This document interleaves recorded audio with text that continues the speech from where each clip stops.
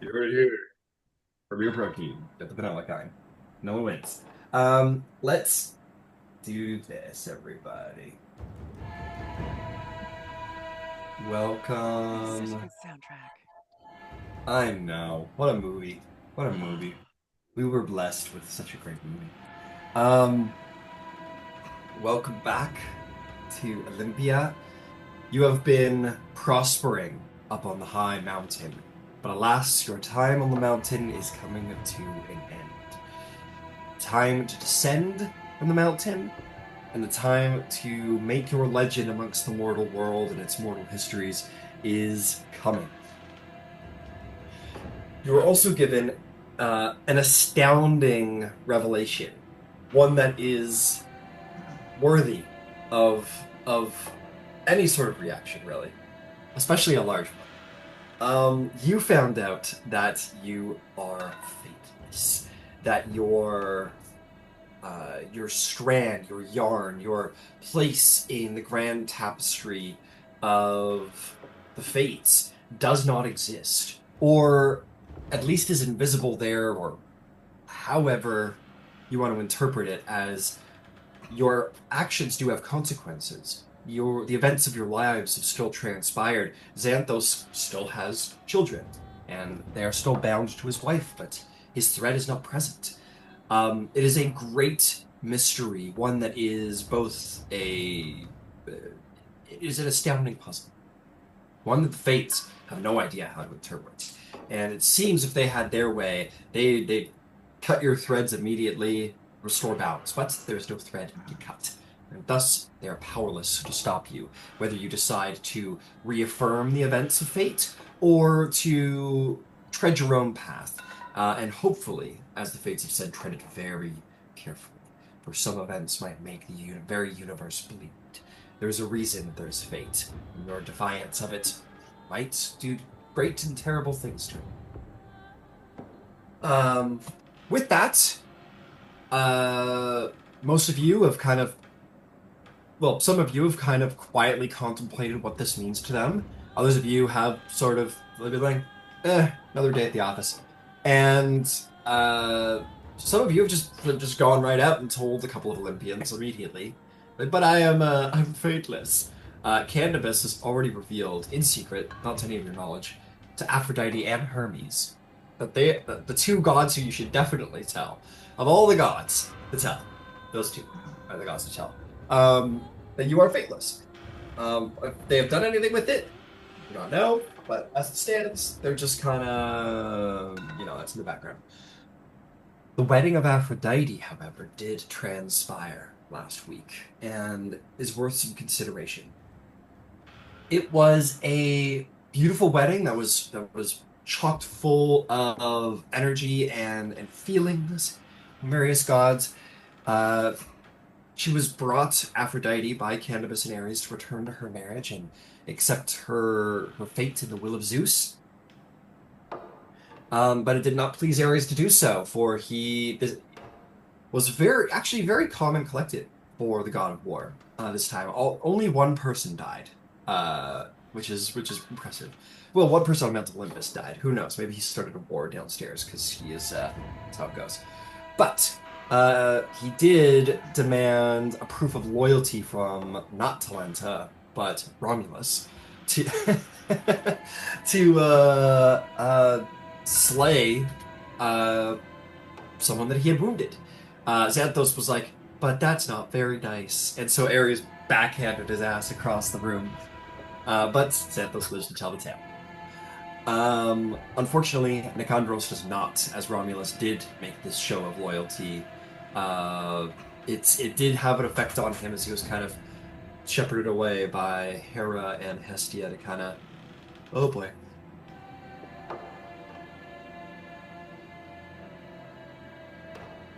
One of those Salute. gods was mad at me in that moment. I don't know which one, but anyway, um, yeah. So that was one of the events. Nicandros was slain. Xanthos was almost slain. Aphrodite, in a little moment of personal rebellion, being the ruinous lover that she is, took Vasiliki away and showed her beautiful arts of ancient Amazons before the flood and kissed her. It was the greatest kiss of Vasiliki's life. And it left its impression on Vasiliki, who decided to wear it proudly, which will have consequences, surely. Or already has, perhaps. With that, the wedding of Aphrodite and Hephaestus transpired. A plan had been put in motion by Candybus, the wedding gift supposedly stolen and exchanged for a magical one. It seems that Hephaestus did have a backup plan. He did give to his wife on their wedding day a golden girdle, the girdle of desire, that any who should look upon Aphrodite would find her entirely irresistible. This kind of spoiled Candybus's plans, unfortunately. And unfortunately, he wasn't able to dupe Hephaestus into a prenuptial agreement. That didn't quite work out. Instead, they got married. And according to the Cyclopses that came to the door, the wedding was performed. The duties of man and wife were performed on that night. So Zeus basically said, with that wedding concluded, and you have all having had your time up on this mountain to find parentage and acknowledgement. Tomorrow would be the day where both you would acknowledge the happy couple, come and visit, say hello, see them as man and wife, and not as.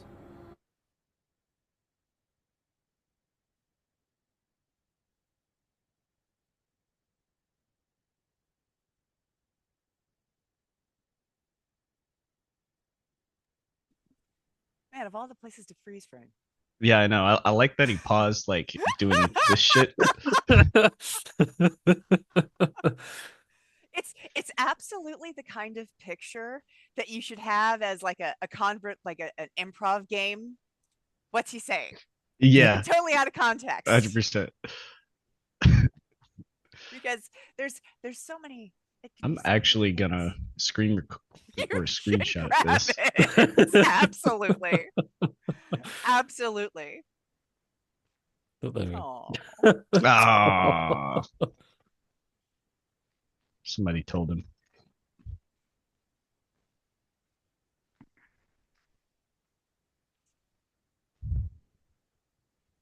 And then, like, if you have got just a little bit of Photoshop, DM for me. because if you can change the whole vibe by changing his hat, or like Yes. adding jewelry or random props in the background, or changing the Yes. background. Like, Definitely just add like a ring on every finger. Just a massive.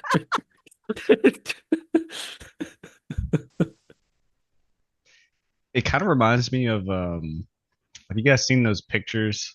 It's that guy with the long hair and he's in like a suit and he's like, I offer you Yeah. this. Trade offer. Yeah.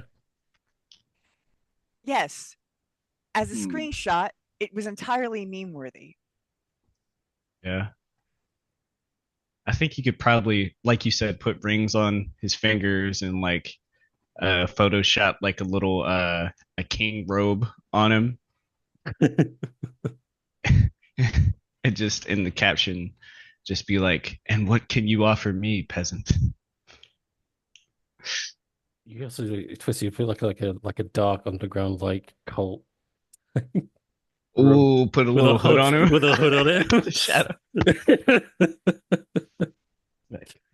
Yes, the prodigal son has returned. We shall commence the ritual. Place the offering upon the altar.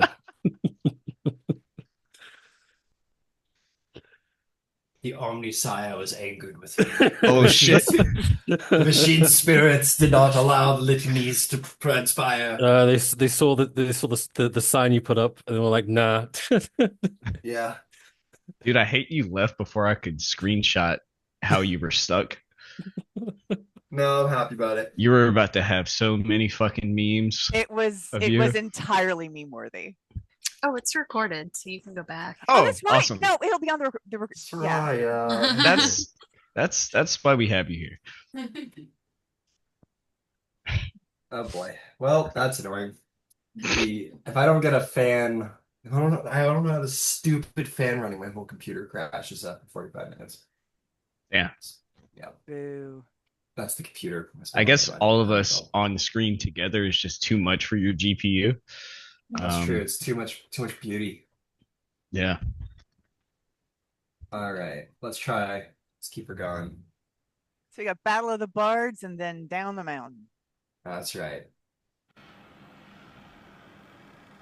Okay.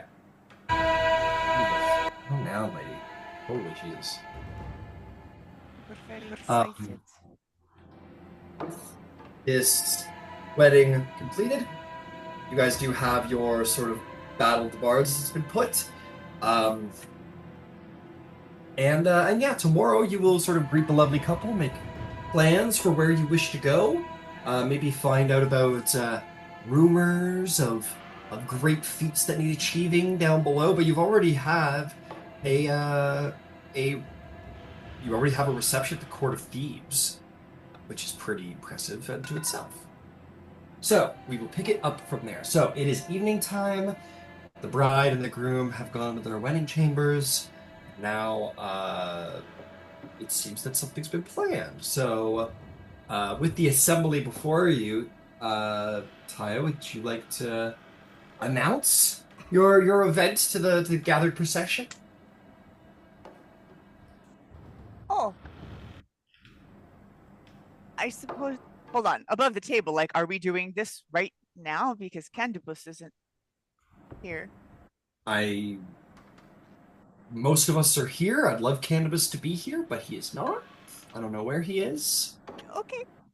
But this is when we plan to do this, and it's session time, and it's unfortunate. But, the show must go on, unfortunately. All right.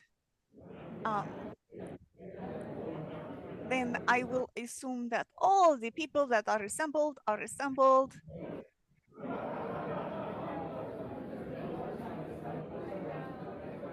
She will say, "Hey! No, you were right the first time. You have to be quiet so I can talk. I am not a bard. You make me scream. It will not be, pleasant to the ears. Okay, hey. Wasn't that a great wedding? We are all so very happy. We want to sing about it, right? So we are here to find who is the best bard on the Olympus right now. Right here we are in the sanctum of Dionysus. There will be drinking. I hear that Apollo, if we are all very, very awesome, may bless us with a song himself to show us what it is done. All right, so the first contender is, I don't know who it is, but someone will come up. Yay! And she will Incredible. pop off like a Fraggle. Absolutely. So, yeah, everyone has been formed. The procession, or those who wish to be a part of it, have slowly begun to make their way to the top of the mountain. Question. I forgot to ask you, good Maenid. Your Maenid sisters had interest in performing a sort of rite, almost like an apologetic prayer rite to Dionysus. Is this incorporated into it, or is that in a later event? Well, we figured that the judges would need moments. There would be intermissions or something. They would do that as kind of woven in. Absolutely. Is what I was thinking. Yeah, fantastic. And ancient Greek theater isn't something that we all know too well about necessarily. And yeah, that is the very nature of theater back in the day. It was TV, it was entertainment, it was news, it was commercials, it was all of these things. So there would be you wouldn't show, not like today where you go to the theater and you show up and there's one performance and then you leave. It's more like many short performances. So yeah, so absolutely, that completely makes sense to integrate that in there, sort of like a prayer to the gods, a ceremony for the gods. And in traditional Greek theater, there was a chorus. Mm-hmm. Always there was a chorus. Yeah, so, absolutely. Gotta have music. Not a proud music. Chorus. Absolutely. All right. I'm gonna put on. I don't know why I just like this track a lot. No, I love Marcos's track. Yeah, I love this track. It's so like.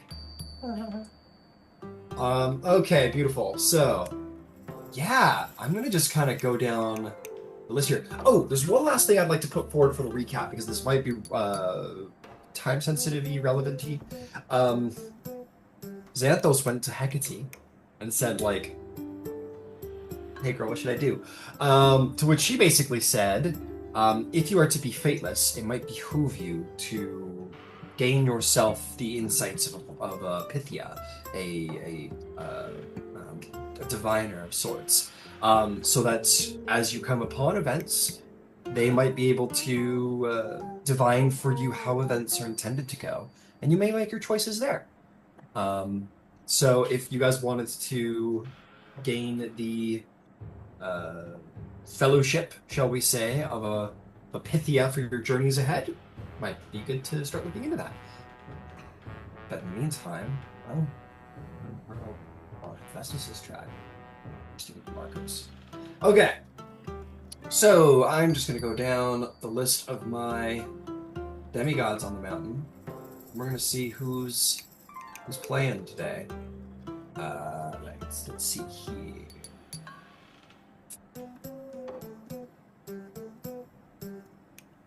Okay, I will. First and foremost, Thyia, give us a performance check to see your master of ceremonying. See how all that goes.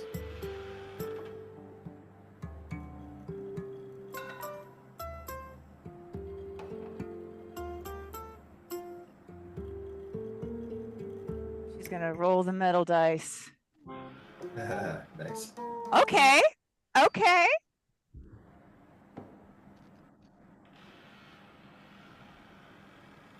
The boys Okay. are here. That's a 15. That's a 15. That's great. Yeah, people sort of they holler and applaud and celebrate. And you're perhaps relieved to see that your duties as master of ceremony are being appreciated. Oh yeah. Okay, so you've got like the three bros of the Olympians are all present. Dionysus, Apollo, and Hermes are all present. They're up top, having some drinks, laughing. Anything sort of entertainment, especially musically related, these three are always gonna be present. Hermes being considered the best on the lyre of all the gods. I don't think I need to explain Dionysus and Apollo. But anyway, let me click here and see who's gonna hit the stage. I will say there are going to be some people that hit the stage who are not very noteworthy musicians. They're very okay or not okay, and it's sort of boo, right off the stage, fucker. Some of that kind of thing is played out. Nobody's ripped apart. Dionysus did promise that he would stop doing that. And the Maenads are very apparently No, not into even that when anymore they're either. bad, you cannot rip them apart. And they go, yeah, the Maenads like all nod like right, like they're small children who are like, yes, right. We learned our lesson after last time. Let's see here. I'm just going down the list of the guys you haven't met before to see if any of them. No, none of those guys. Ironically, you guys haven't gotten involved in that. That's crazy. Some people are present. You're going to see Sarpedon and Rhadamanthus aren't present, but in the stage or in the stands, however, Minos and Pasiphae are sitting together and are enjoying each other's company.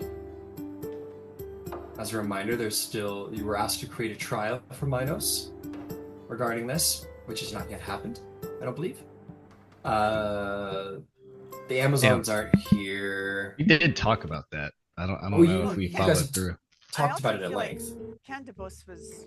I know he's not here, but like I'm just saying. I feel like he had done something, but I don't recall.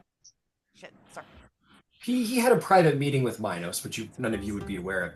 So as far as Candybus's interests and everything, like you wouldn't, in character, have any idea that Candybus has plans. So, but anyway, Curix, the herald priest of the Eleusinian mysteries, sort of takes to the stage at one point, and he plays some music, and it's not really good. It's not that great, and everyone kind of moves him off the stage. It seems like he just can't get his lyre tuned right, and he's like, "Give me a moment," and you're asked to wait for like an exceptionally long time. Like 5 minutes go by where he's just on the stage trying to tune everything, and the gods sort of roll their eyes, and everyone else is like, "Yeah, fuck you, get out of here," and he is told to get lost, and like get lost, he does. These guys don't come in here. There's two rather well-dressed men, very foreign-dressed men, who very strangely have like dark skin, sort of like tanny, like brown skin, which I don't think any of you would have ever seen before. A person with darker skin. Maybe you've heard of legends of people from faraway lands, but not seen them. As a reminder, ancient Greece and these ancient times are a little bit more insular. There is no Facebook. so yeah, you see them and like, oh, that's kind of odd. It's interesting. But they look very well decorated. They look almost like decorated like Minos and his brothers, and they give the sense of high nobility about them from whatever lands they're from. They sit in the crowd. Narcissus doesn't do shit because he's looking at his appearance. He's not here. You'll see Hyacinthus is sitting next to Apollo up at the top, or near toward. They continue to exchange glances. Sorry, there's apparently not a ton of musicians on the mountain right now. Nope. Oh, how can we forget? How can we forget? Yeah, these guys are all not here. The most impressive one who takes the stage is someone that you know. Oh, did I move their... Yeah, I probably moved their things to... Yeah, I did that. Sorry, I can't find some of my handouts. Where's my lyre guy that you guys all know about, the kings? My apologies. Sorry. No, you're good.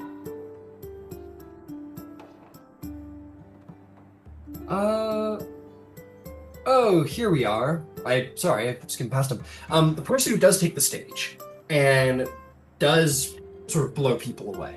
The first couple people go up, they're not very good. But then King Amphion of Thebes, the musician king himself, who is said to have built the walls of his city by the power of his music, takes to the stage. And he sits upon the front of the stage, and he begins to play his music. He does not sing, he begins to play his lyre.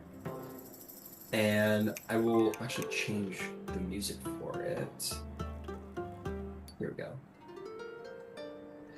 And he plays gorgeous lyre music. It's entrancing, though.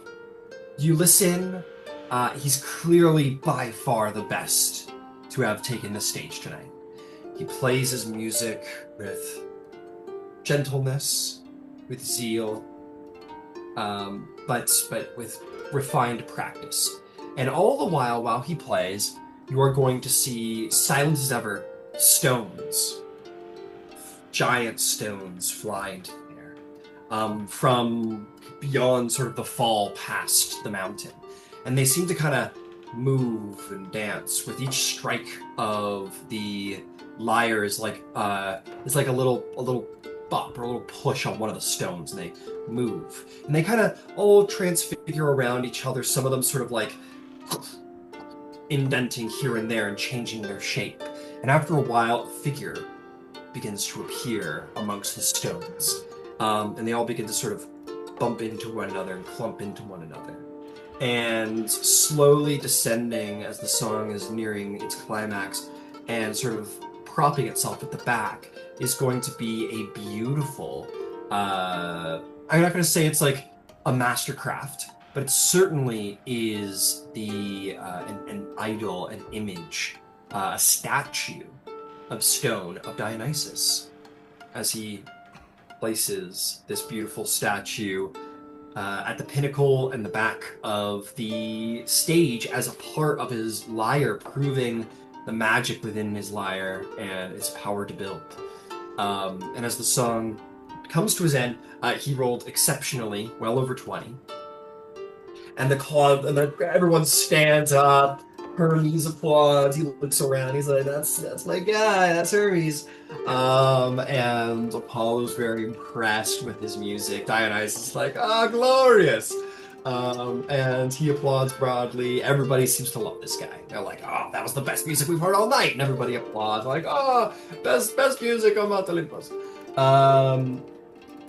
Because our bardic friend is not here today, I'm not going to put him on stage at all. If he shows up, then we will. But for the time being, we'll say that such is the way of Candybus. He is not present, and you think he's off to some other devious trick of sorts, and has maybe missed the event, unfortunately. But maybe he'll make a resounding and fashionably late appearance if he appears. Yes. But certainly Hyacinthus was going to compete, yes? Yeah, He you promised he would. Hyacinthus is like, "Oh, no. Everyone's like, come on. He's like, no. Everyone's like, come on. He's like, oh. Everyone's like, yeah. So yeah, Hyacinthus will take to the stage. And we'll see how he does.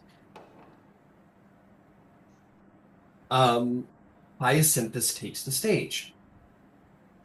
What will he play? I don't have a track for the flute, but we'll say he plays the flute, just to change it up. And he plays the flute with good expertise. Like, he plays it very well. Not so well that stone dances to the plucks of its strings or any such thing. Clearly not on the same caliber as the King of Thebes, but nonetheless plays the flute with proficiency. And everyone is delighted by his tune and hears and applauds and lauds at his good success. And all of you hear it quite well too. Like I said, he is quite a cut above some of the other performers this evening, but he's just not hitting the King of Thebes. And everyone gives a polite applause, but it's not quite the standing ovation that the King of Thebes received. And everyone sort of applauds and says, "Yeah, about that." And he returns to his seat, and Apollo looks pleased and prideful, and the other gods like, "Oh, wonderful!" And they applaud. Some of you, I will say, because I can't reinforce it enough. You know, we live in a day of we live in the modern age. We live in the day of like access. If you want music, you've got it. If you want news, you've got it. If you want information, you've got it. Back then, there's none of that. So good music isn't easy to come by. And this is probably some of the first displays you've heard over your time. Maybe Xanthos in your long life, you've on occasion had a bard of good proficiency. Maybe what's the lady's name? Hyacinthus. Maybe like once or twice in your lifetime, you've heard someone of the caliber of Hyacinthus come into your tavern, and you're like, really enjoyed it and never forgot about it.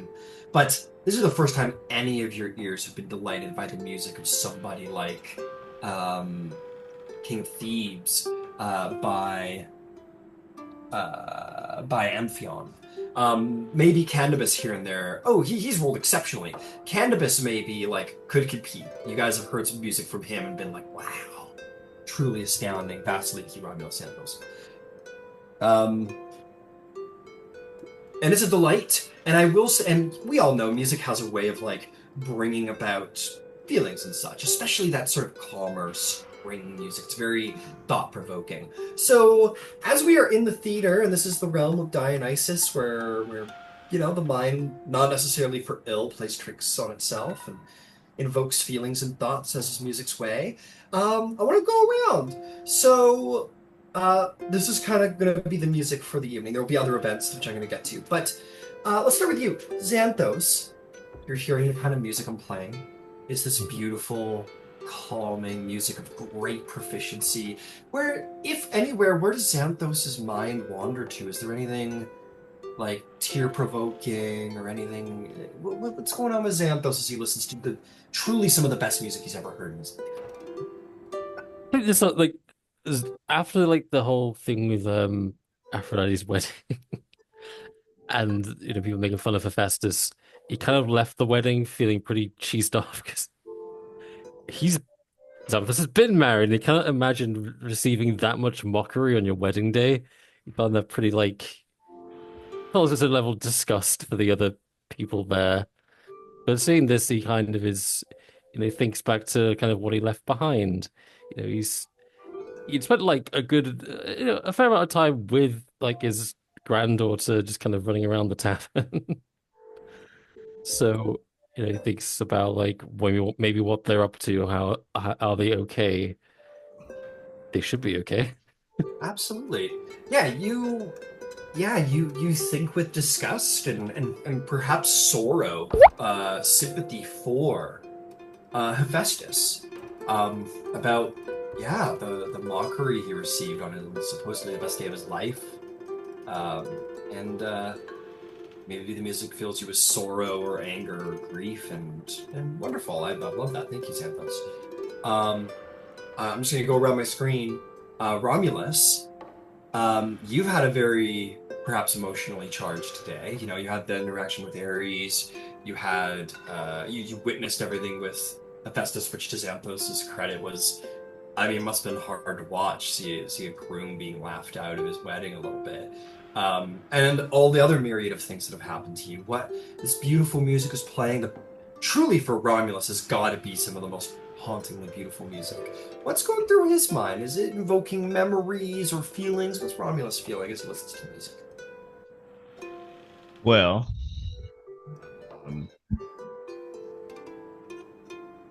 seeing as how I'm writing my backstory for you at this moment, Session 10.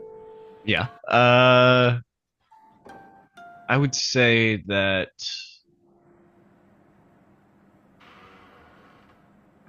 the music evokes these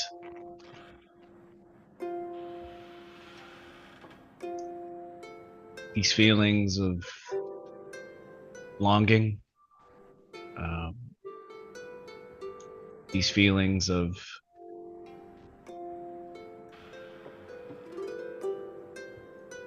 missing a person that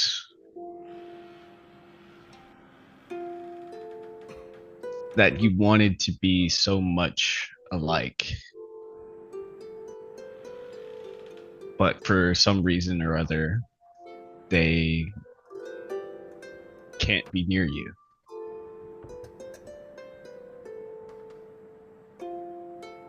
Thinking about the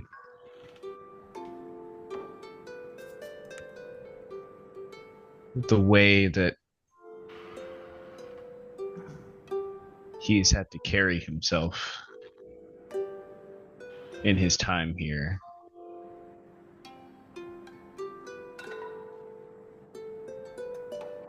And how he wants more than anything to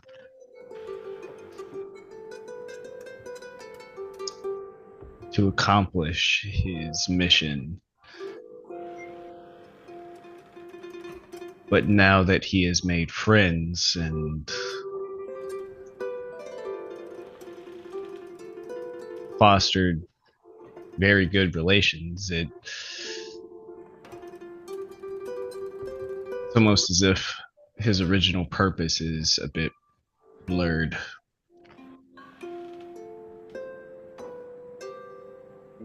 You linger on things that are a little further removed of the broader sense of your life and objectives that you have, quests you mean to fulfill, and quests that you're going to, I don't know, you're struggling with as you've found a life, found friends up here, and family, as you perhaps your eyes sort of train over to a distracted sister of yours. Speaking of which, Vasaliki, The Amazons are not known for their skill at the arts. Surely there are some. You know, it's not their primary notice. But again, your ears are filled with some of the best music you've heard and very feeling, very thought-provoking. How does Vasiliki react? What's going through her head? Yeah, so I think Vasaliki is feeling inspired to make a toast to Apollo. And so she'll raise her glass and say, "Here, here, to a toast to Apollo in his domain of music. Might the power of this moment inspire us to great deeds to honor the gods. Apollo, your gift of music moves us all. Thank you." And she'll raise her glass to him. Glass is raised, and as always, Vasiliki is working that influence wheel and will gain some favor with Apollo. Yeah. Oh, Vasiliki, that's 3. I'll work on seeing if if this has influenced any rivalries. But in the meantime, yeah, you make a toast and everybody sort of cheers and says "hear, hear" to the sound of music after the song's done, I'm sure.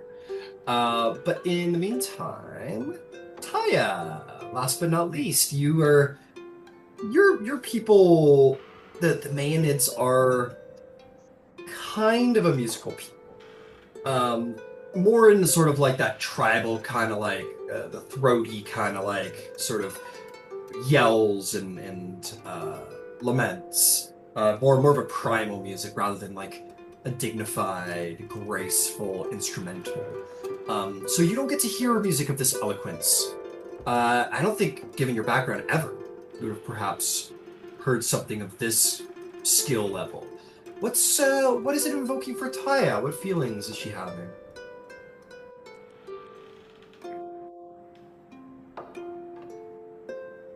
I think part of it is just being genuinely speechless because she's so moved by things connected to the divine. And this being such an incredible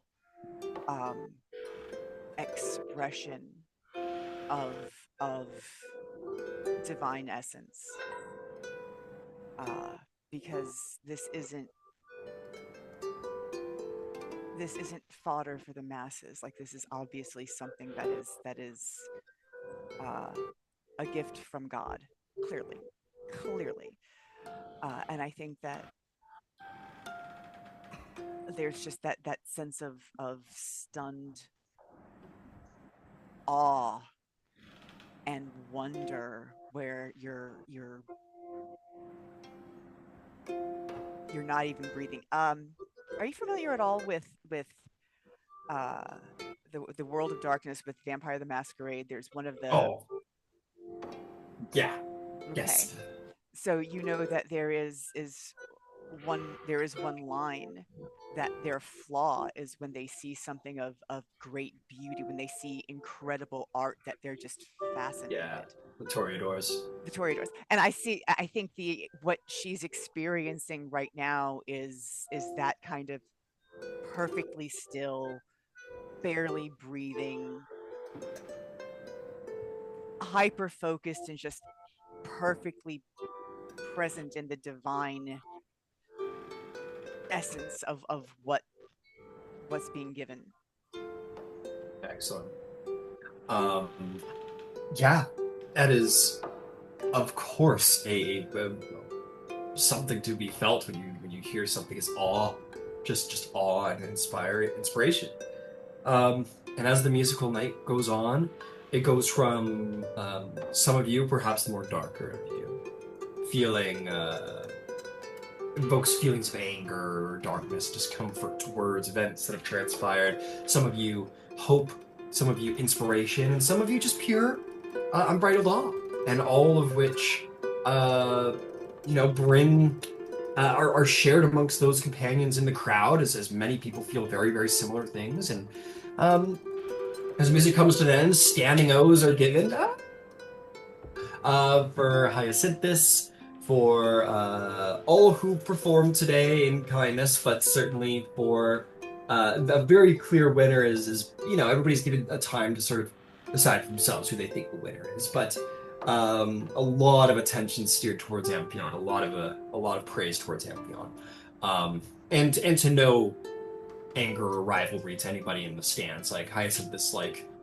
leaves. There's even maybe a gesture in the direction of Amphion of like, oh no, but that guy's the man kind of thing. Where Hyacinthus I do it for fun, but he's like the fucking builder king of music. And as he leaves the stage, one of the events that will take place on the stage is the Mayanids will certainly welcome you, Thyia, to be as master of ceremonies and the one who kind of brought this about to conduct a sort of Dionysian ceremony. They bring out this sort of brazier and they put it in the middle of the stage. They light it up and they start kind of throwing in various herbs and shrooms and stuff, and then it'll create a great deal of sort of not obscuring, but maybe sort of like a very light over the entire stage. This incensey smell, this herbal smell that is going to sort of invoke these kind of wild throws, and you will all be treated to a Mayanid ceremony, which is very, by the larger world, is considered impossible to see. Yeah, there's drumming, there's music, there's a lot of very similar, actually, Vasaliki, to some of the events that you've seen with the Amazons. Sort of some of their calling down of the moon for Artemis. It's dissimilar, but not entirely. It's very Dionysian, and it's got a little freeform. So Thyia, I think they would want you to sort of conduct the Mayanid ceremony.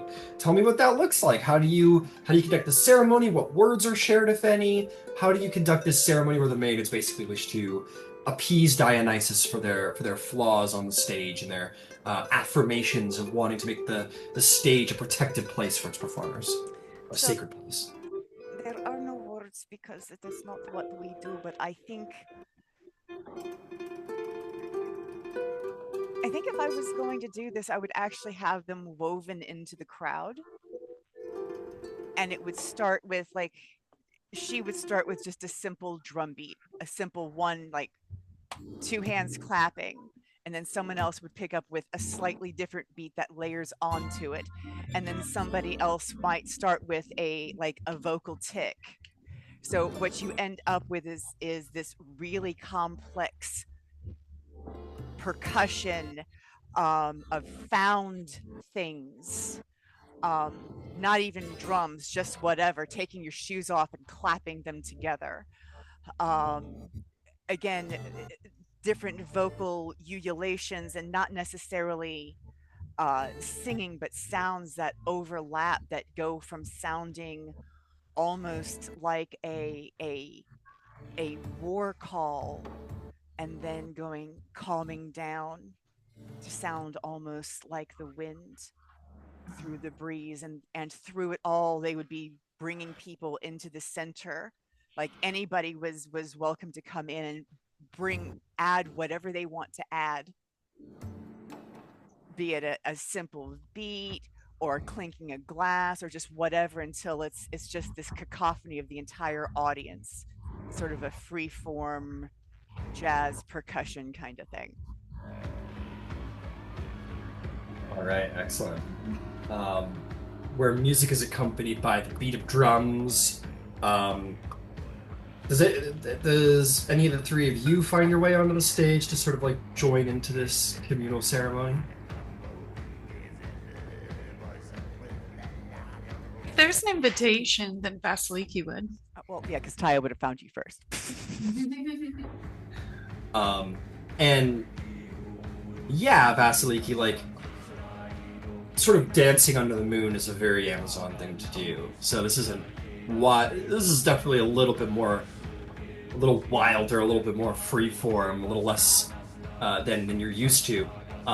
It's a little bit more expressive than the Amazons, who would have probably specific dances. That would be the pinnacle. It's very similar. So you get up there, Vasaliki, you probably dance with abandon. Something that the Amazons probably don't do for Artemis is the drugs, is the hella drugs, and start to feel it, and it kind of lets you just kind of embrace your wilder sort of like side, where you just kind of throw your limbs around in a way that feels right. What about Romulus? What about Xanthos? Romulus, you got Amazon blood in those veins. Are you joining in? I reckon I will. A Very little- unpracticed though, maybe. You're up there like, saw, but this guy hitch, and he said like this is all there is, and then Staying in the box. then in the box, and nobody else is doing that. And then after a little while, Romulus, you just kind of find your hands are doing their own thing as you feel like not the world's spinning, but certainly like waving around in the mist, and the body's moving around in the mist, and there's something kind of ethereal and something kind of like you really feel like you've entered Dionysus's realm, where things don't quite make sense, but you're okay with it. Your body kind of, you feel a little bit more loose. It's a little bit like being drunk, where you feel a little bit more loose, a little more free to swing your limbs around, not necessarily in an elegant way, but that's not what we're going for here. Is it like a slow-mo mosh pit a little bit? It's probably literally, so you know, like witch splat, like the Sabbath dancing around the fire bullshit. That's probably literally exactly what this is. Wow. Maybe like nobody like doing any horror shit like fucking contorting their bodies or whatever. It's probably more of just like a drug-induced like wild dance around the brazier, kind of hailing Dionysus and just moving as your body would probably feel like moving, I'd imagine. That's the point. Dionysus is about a little bit. Yeah, actually, it's a little, because Dionysus is about bringing about the ugly truth of who you are, so the drugs kind of help you get to that. And that's the point, right? And Thyia is sort of bringing people in and sort of conducting the ceremony. There is some form to it where like Thyia does kind of control the madness. Very, yeah, like second Matrix a little bit. Yeah, not. I don't know if it might go that. I mean, who knows how it goes with the mayonnaise, but it might be that horny. The second one was pretty horny, but yeah, very much like that. Where everyone's just kind of dancing, a very dedicated dance. And Xanthos, we got to come around to you, my friend. What are you up to? Xanthos will try to contribute in his own way, in that he'll try to. I hope this won't be construed as hostile, but he'll cast fairy fire upon everyone dancing and like bathe them in like sort of red and orange light. And it's a rave. And suddenly it's a rave. Yeah, I'm sure people fucking love that. Yeah. No one's like, the shrooms are turning on you, bro. But they're like, no, it's okay. And no, I'm sure that goes over very well. Like, I'm sure people think that's very interesting. Yeah, you probably imagine the whole scene, like the whole energy probably changes as the lights sort of dazzle. Absolutely. Well done. Okay, Thyia. Seems like all your companions join. Many people from, I'll say with these three guys joining, many people from the crowd end up joining. Probably the Mayanids mostly on stage, but people are kind of like around the stage, and the power of Dionysus is being celebrated. So as the ceremony is like reaching its peak, you've kind of brought the energy up and down and up, and you've kind of reaching towards a climax. Tell me about the scene. I'm going to leave it to you. You're the master of ceremonies. So when these kinds of things happen, there tends to be, there's a peak and then it comes down. And as it starts to, you'll feel the voices settle down, like people literally drop lower. And once everyone's kind of at the lowest point, where we would be looking up where the three gods are, Thyia will be the last to drop down and say, in the club, we're all family.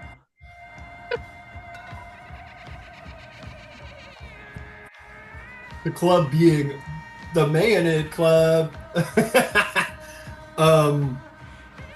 I would say that, like, yeah, like in this like drug-induced thing here, like they look less solid.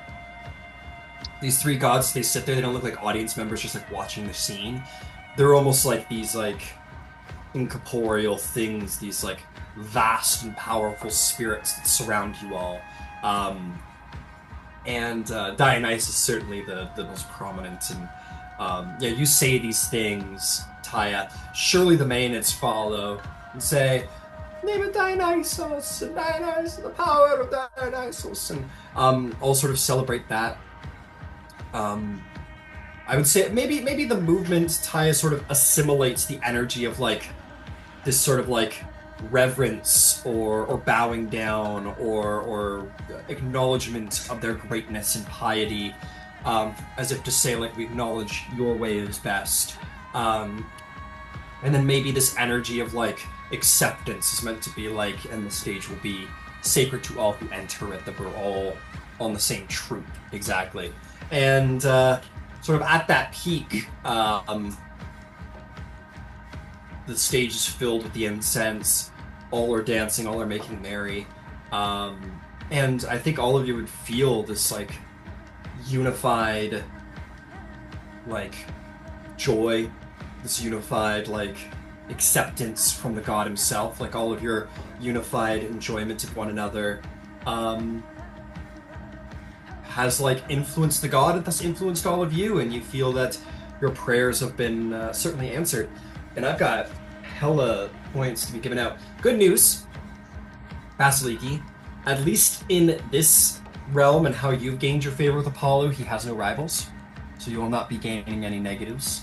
Apollo's one of the more broadly liked individuals, so to speak. What is his third point ability? I'll go look at the list. I have them listed here in the mechanics section. So his is, I'll just post it, and you can find it and write it down. There's only the Divine Favor and Divine Boon. I didn't see the one where it was there, but it's not there anymore.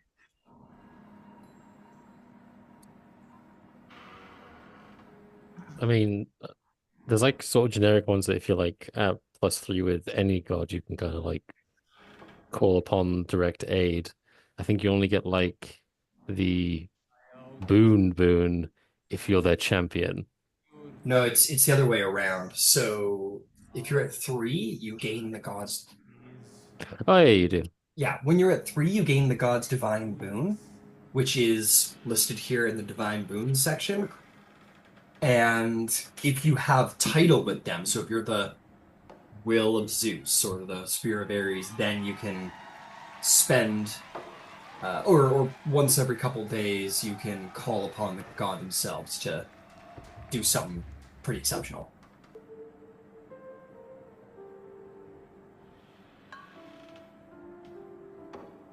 Okay. Sweet. I would say perhaps that, yeah, maybe there's like, we'll take a sobering intermission. Everybody have orange slices and a little water, and we'll come back to the ceremony. So, yeah, you guys probably like take a minute after the rave.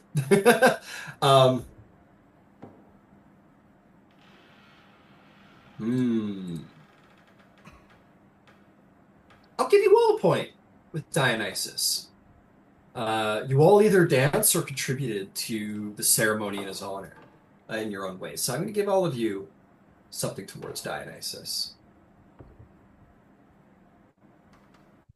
Oh, Vasaliki, you're no longer in the negatives. Isn't that great? Candybus. Ooh, Romulus with the 3 points with Dionysus. Right. What does that mean for me? That means you get your divine boon with him. I will repost them all. The mechanic list and the divine boon list will tell you everything you need to know. So at 3, you gain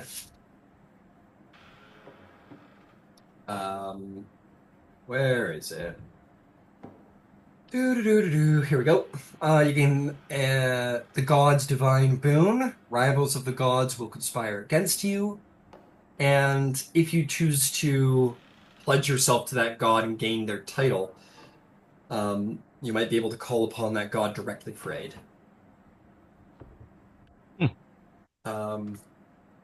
So the divine boon list has the Dionysus stuff, but that does mean Dionysus surely has,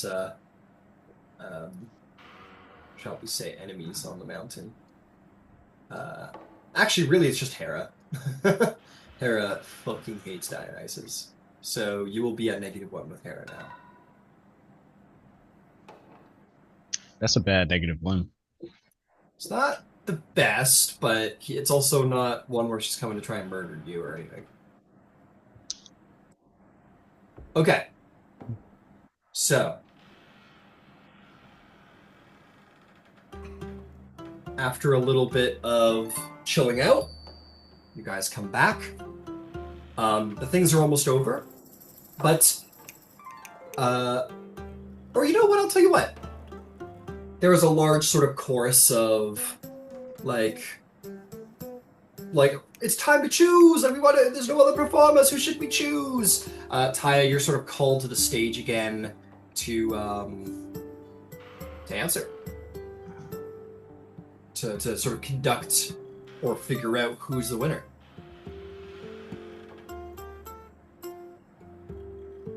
First of all, let us have hand for everybody who came today. It would not have been the same without you.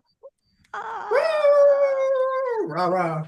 And of course, for all the performers, we were so blessed to see such wonderful performances. But now we look to our distinguished judges. Which, and she'll turn to the gods. Which of these please do best?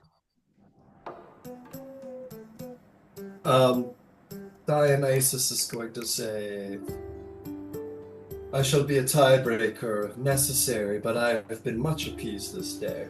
I'm gonna leave it to my more musical compatriots. And he sits back with definitely sort of that ambrosic look in his face, as like this huge man in ceremony was very appeasing to his divine power, and he seems very, very laxed and very pleased with what transpired. So he's like, I'll tie break if necessary, but I will abstain until then. Apollo says, Hermes, you better go first. Hermes says, well, I am a sucker for the lyre. I truly, truly am. And, I mean, I may be unbiased, but I did give a lyre to one who I thought was an exceptional performer and worthy of it. So I'll ask the crowd if they think Hermes is making a diabolical mistake. But I thought, of course, my own King of Thieves was an immaculate performance. Everyone sort of, this time he says this, and the king will stand. Apollo says, indeed, very fine with the lids. Magical, even, but I think that came from the lyre, not from the musician himself. A beautiful performance, but I must be loyal to my own. Xanthos was thought-provoking. And how long has it been on Mount Olympus since we've heard the beauty of the flute? I'm about to put my eggs in that basket. And everyone sort of, Xanthos. Dionysus goes, okay, very well. I will be the tiebreaker, very well. Oh, it's always a shame. There must be a winner and there must be a loser. But I thought Candybus was a very good performer. Though we did not see him on stage today, I have heard his song, and know if he could be here, he would be. And I would cast my vote for Candybus, despite his lack of presence. And everyone's sort of, leave it to Dionysus to throw a wrench into plans. I know I only have 1 point of favor, but I think he's worthy of perhaps another if he might be willing. All look a little pleased and impressed, and like they're a little uncertain as to what's to happen. And eyes turn to you. Dionysus will stand and say, "Master of ceremonies, we have amongst we gods a dispute of who is a great performer this day. All are worthy, but we must have some way of determining who is the best. What would you suggest?"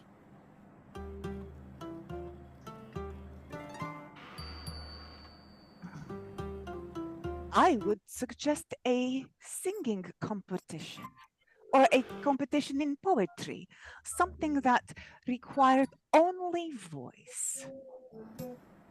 Easy accompaniment is fine, but simple accompaniment. The grand thing would be the speech or the singing. That way, there would be no saying, "Oh, you are better at one instrument." We have all been talking as long, yes?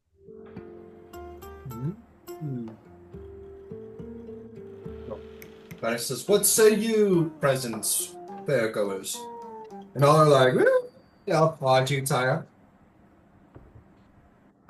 It says, "It seems the master of ceremony has trust.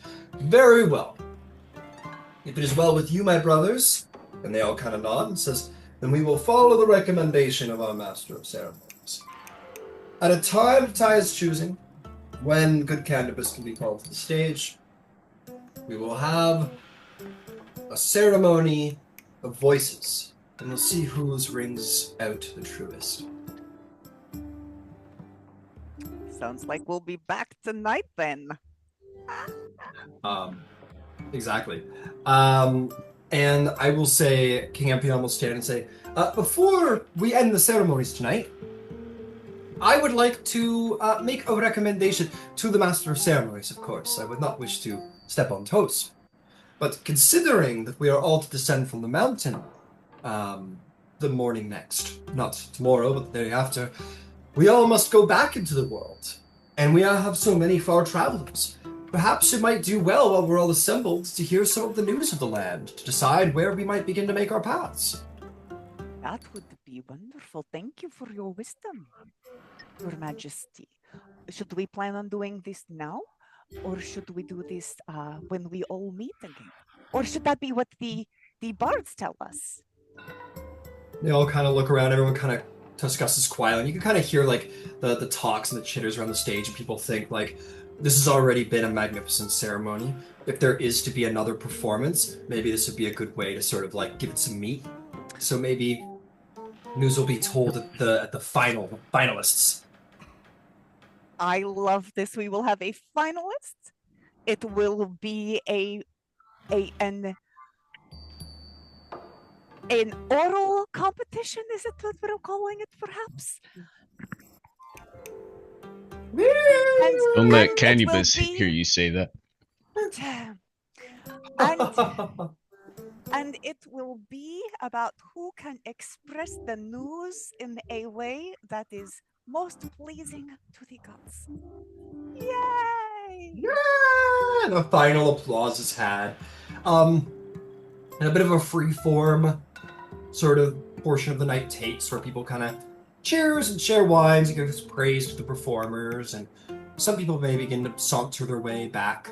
Others may not. I am probably just gonna, you know what, as a fun why Candybus, I know why Candybus isn't present, and I'll share when he shows up. But as everyone kind of takes into a more free-form stance, is there anything any of you would like to do before heading to bed for the day tomorrow? Thyia would like to check in with Xanthos. Xanthos will be present.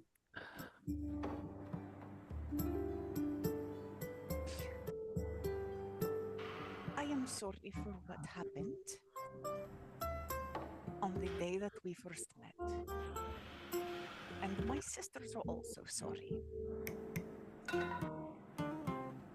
I hope that what you saw tonight would be the beginning of a place where you would not feel so uncomfortable or think poorly of Dionysus.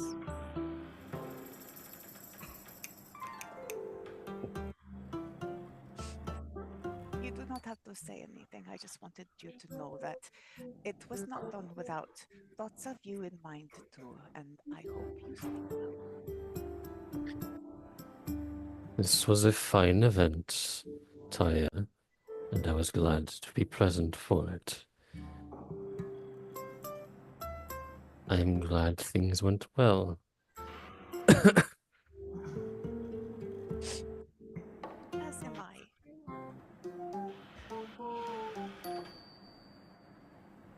I can't erase the past from my memory, but I will at least hold on to this one as well, just as closely.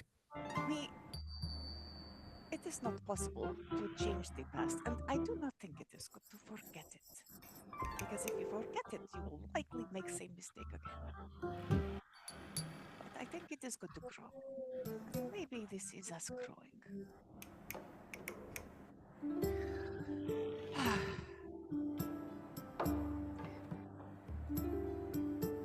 This should be fun with Battle of Bards. I was not expecting Dionysus to do this. It is in his nature, I think, to do that which is most disruptive.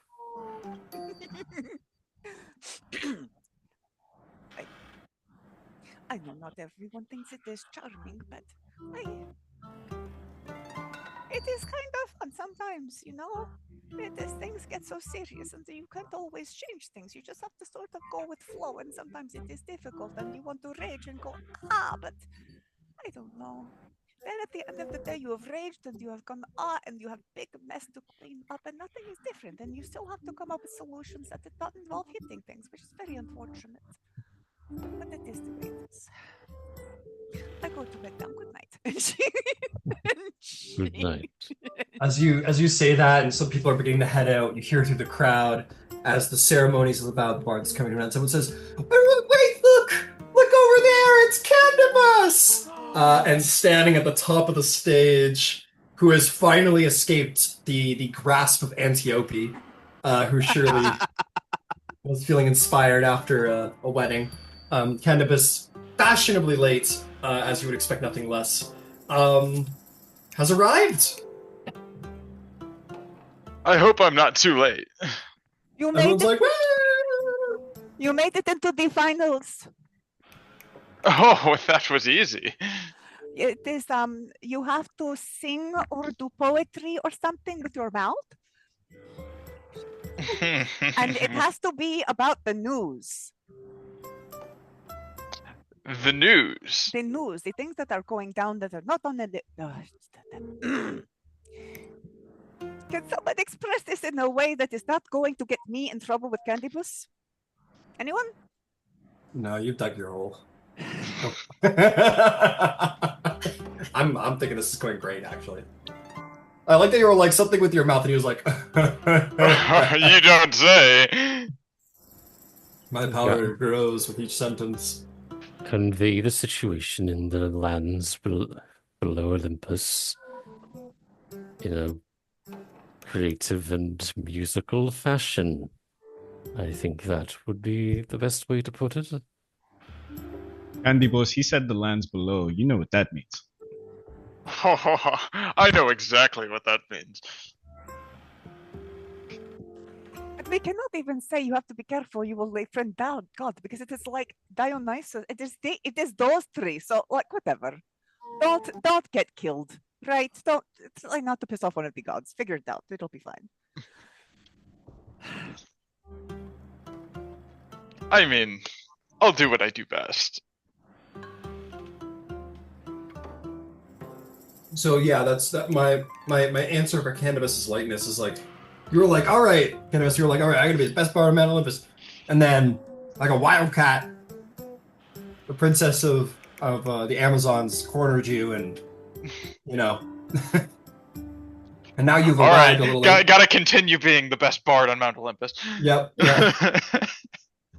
One of my many performances complete. Everyone's like, oh, let's do it now! Everyone's like, yes, let's complete it now! Yes, he's here! And yeah, so various people in the crowd will tell of news that is going on throughout the land. And the 3 finalists will be given the opportunity to make an oration and tell tales of what's going on in the land, or where they're from and what's going on there, so that they can all know where maybe they should go after the contest is complete.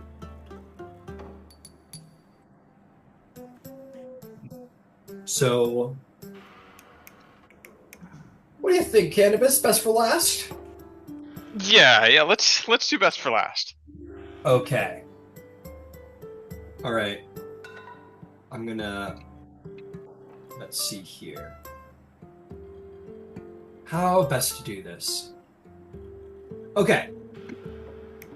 And some people have been invited to the stage to talk about the events of the land outside of music, in between, like almost like commercial news breaks, kind of.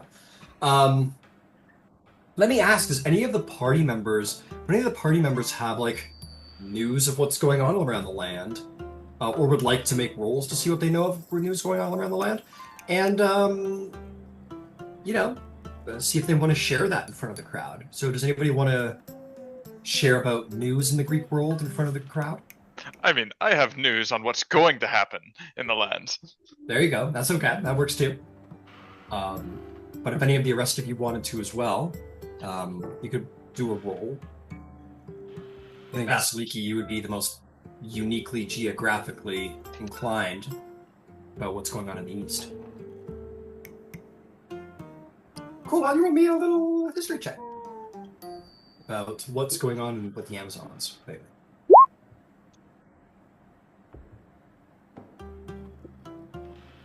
$15.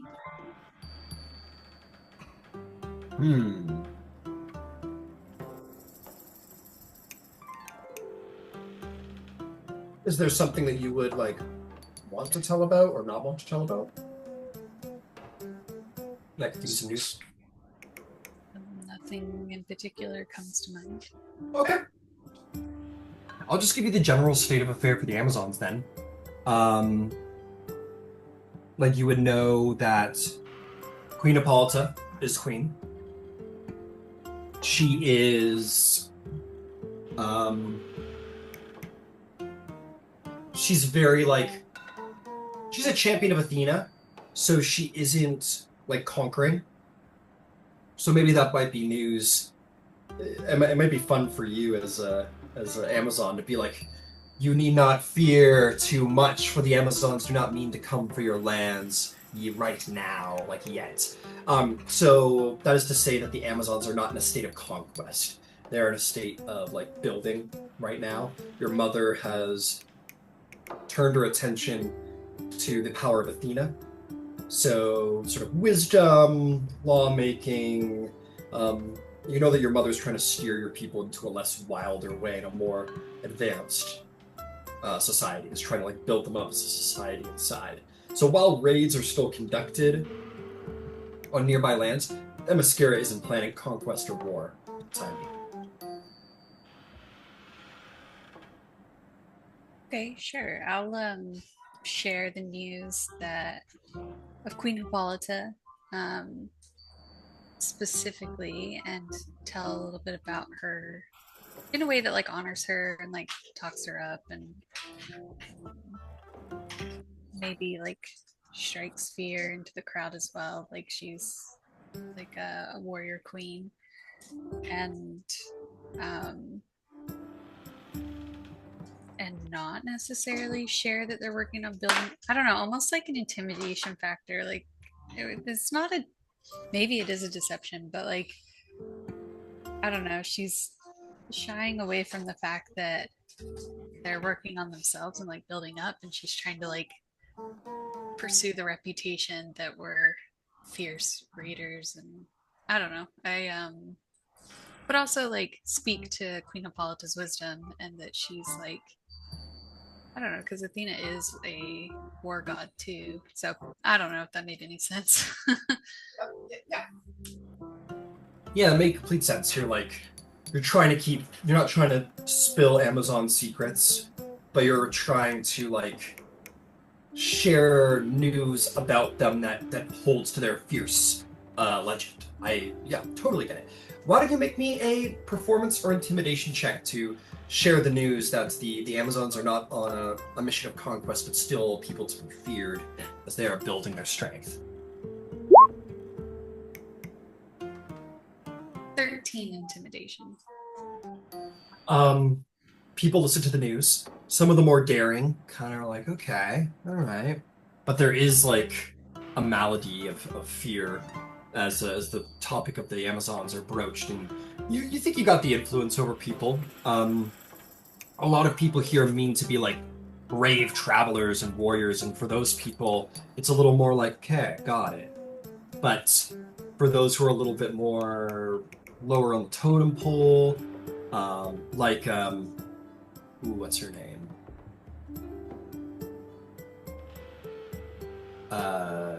Minos's girl. So Pasiphae, she's like, oh, she's a little like, oh, like, how terrifying. So yeah, you get what you want out of it. Some of the more ferocious people are like, okay, challenge, God. The kings are like, noted. I'll have to bring this back to my people. Not that there's much news to be had, but most people are very intimidated by the sentiments, and you're like, good, yes, oh, amazing. Who else has news? Romulus, Thyia, Xanthos, would you guys wish to share news? And if so, what of? And I'd be happy for you to take a roll if you wanted to. I can tell you what's going on around your part of the world. Part of the world? Yeah, well, you're a little bit more of a traveler, Romulus, so we could be a little bit more free about it. But Xanthos, you're Thyia, Candybus, you guys are based in places, so if you guys want to do a roll about what the local news is to share, feel free. I mean, you're gonna have to do something anyway, right? Right, yeah. It'll be good to know. I don't know if I'll explicitly share it. I don't know if that's going to be part of my performance, but it's always good to know. Guess I'll make the roll. Yeah. You don't have to share anything. It's just to see what you know. All right, history? History, yeah. Okay, a dirty 20. Okay. I got an 8. I got an 8. Quick question, Candybus. Who are you the prince of again? I'm the Prince of Thyia. Yeah, Thyia, yeah. Or Thyia, yeah. Yeah, the son of what's his name? King Deucalion or Deucalion. Okay.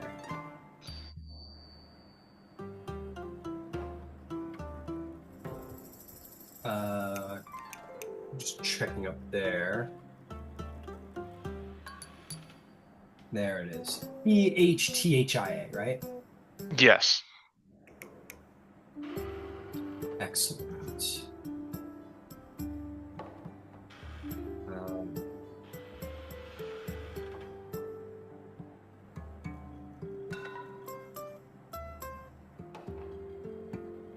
Sorry, I gotta get a little acquainted here.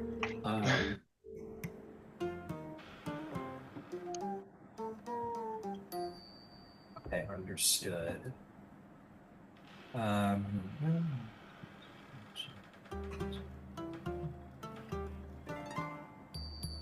Okay, beautiful. And what's the name of your father?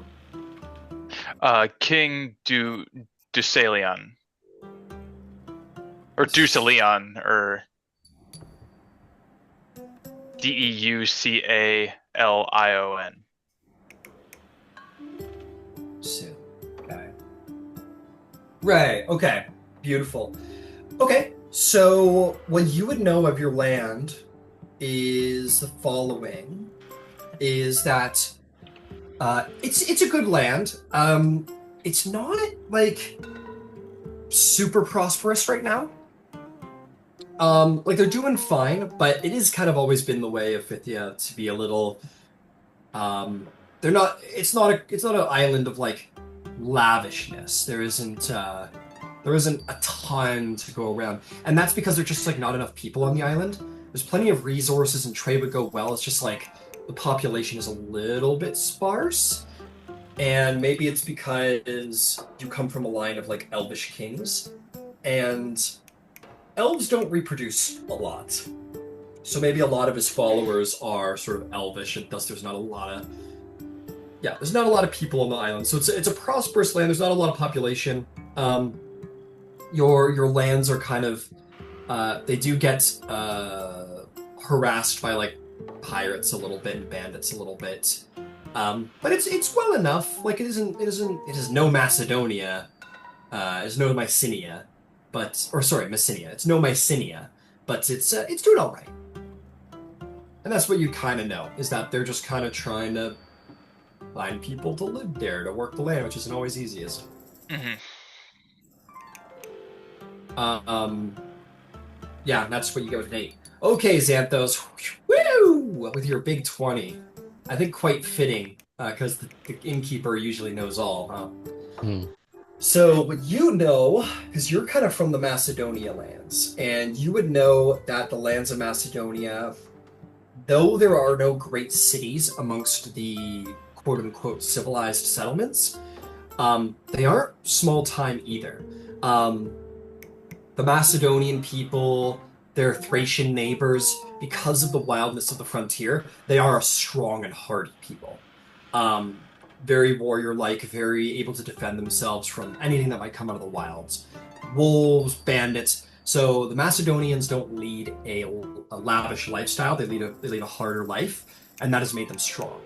So I think Xanthos, being the age that you are, you can see, like, what is the truth is that the Macedonians are growing, that they are strong, and they have the resolve to continue to grow. And you expect in the next couple of decades, they'll probably be doing quite well for themselves. So they're expanding, and there's no sign of them slowing down.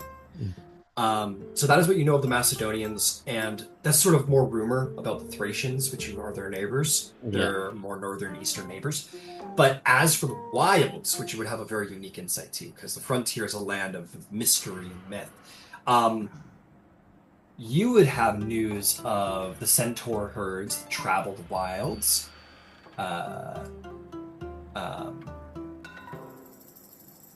You would hear of like centaur raiders who attack the Macedonians, and the Macedonians hold true, and that's very impressive, which makes you think the Macedonians are going to be just fine. They're going to continue to expand because they've held out against raids from these powerful warriors.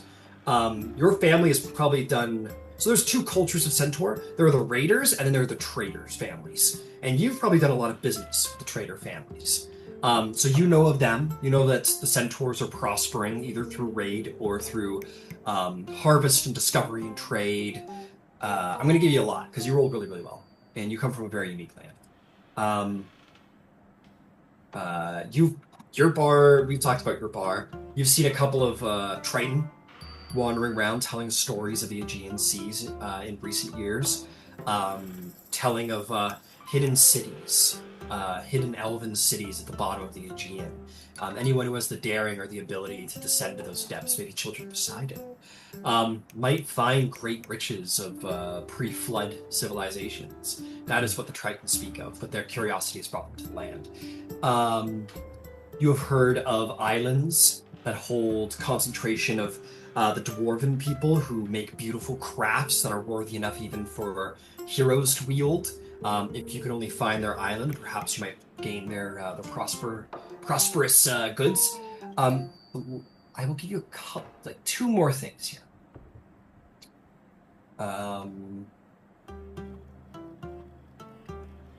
Okay, I'll give you a scary one. Even more worth fearing than just common bandits, there are tribes of the Dracor, or the Dracor, or how did I pronounce Dracaroi? Yeah, I'm gonna just call them the Dracari. That Dracaroi is crazy to say. So there are very dangerous raiders that are near enough to the threats of the centaurs, the Dracari, which are a race of man-dragon. And they form cults that worship the monsters of Typhon.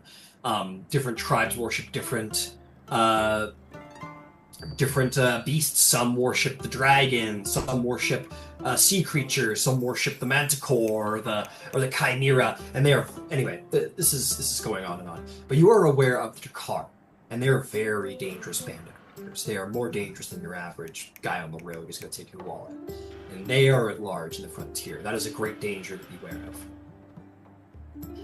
The last thing I'll give you is the satyrs. A very tricky bunch, but easily found in the northern frontier at the edge of civilization. You can often find them in the forests near and around the Macedonians because they like to, they like to play little tricks on these city folk. So satyrs have a great population in the north. So you would come forth with all this knowledge of like monsters and mythical creatures and such. So this was a great deal that I gave you. You can pick and choose what you'd like to say, if anything. And then, of course, you could tell tale of your tavern if you want to sponsor. So I've also kind of like sit down, like I guess the edge of the stage, like, recent affairs. Well, there are I've heard tales of hidden cities at the bottom of the Aegean Sea. There are the Dwarven Islands, secret, but, well, dwarves are supposedly blessed by Hephaestus, so if you've failed to earn his favor and get a craft from him, perhaps you can still acquire great forge works there. And then the dangers of my homeland, well, my new homeland. There are centaurs. Some are friendly, some not quite so. There are Jakari, who are these large-scaled folk, similar to dragons, who worship the monsters of Typhon, liable to sacrifice you on an altar and dismember you. And slightly less, much more appealing to Carmen company, there are the satyrs in the northern regions around the forest. More fun-loving. It's not so much specific goings-on as just a general lay of things to be found in the wilds and beyond. People love to talk after a few drinks.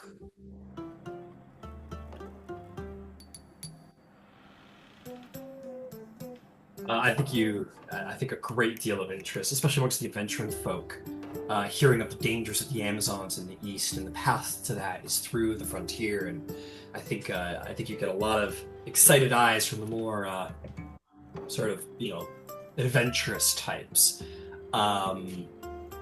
Absolutely. What about you, Thyia? You come from definitely a more centrally civilized place in the world. Do you have a curiosity?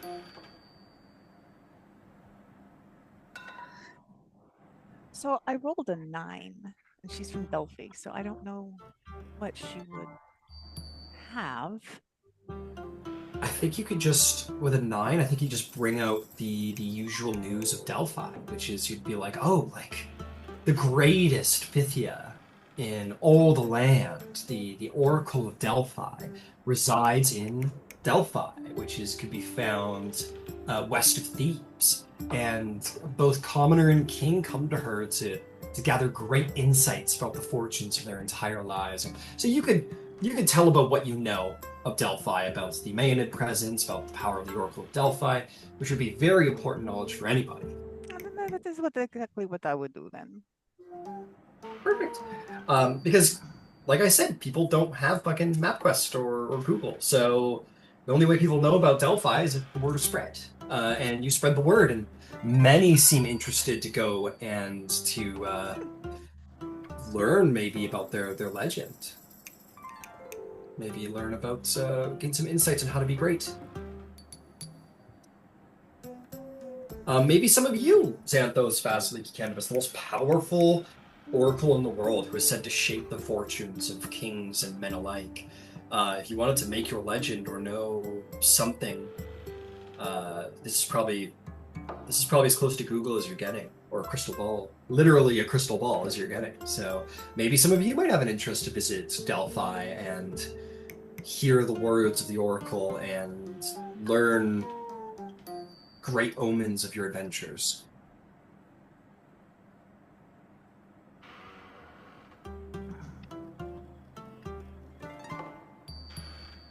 Okay. Was there any interest from Romulus?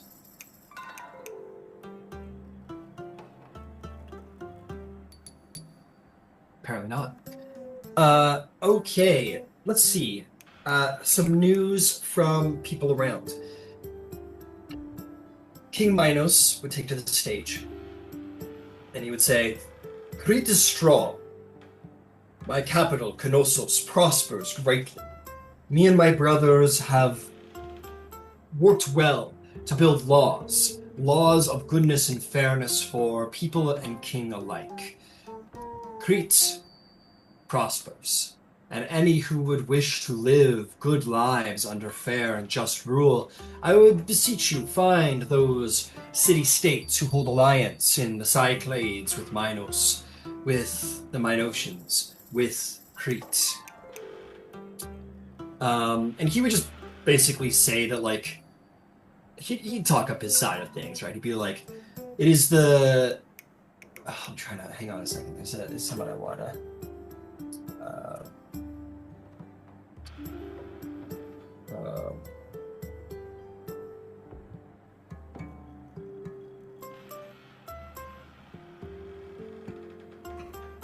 There we go.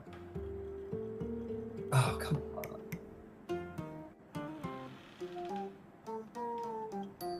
Oh.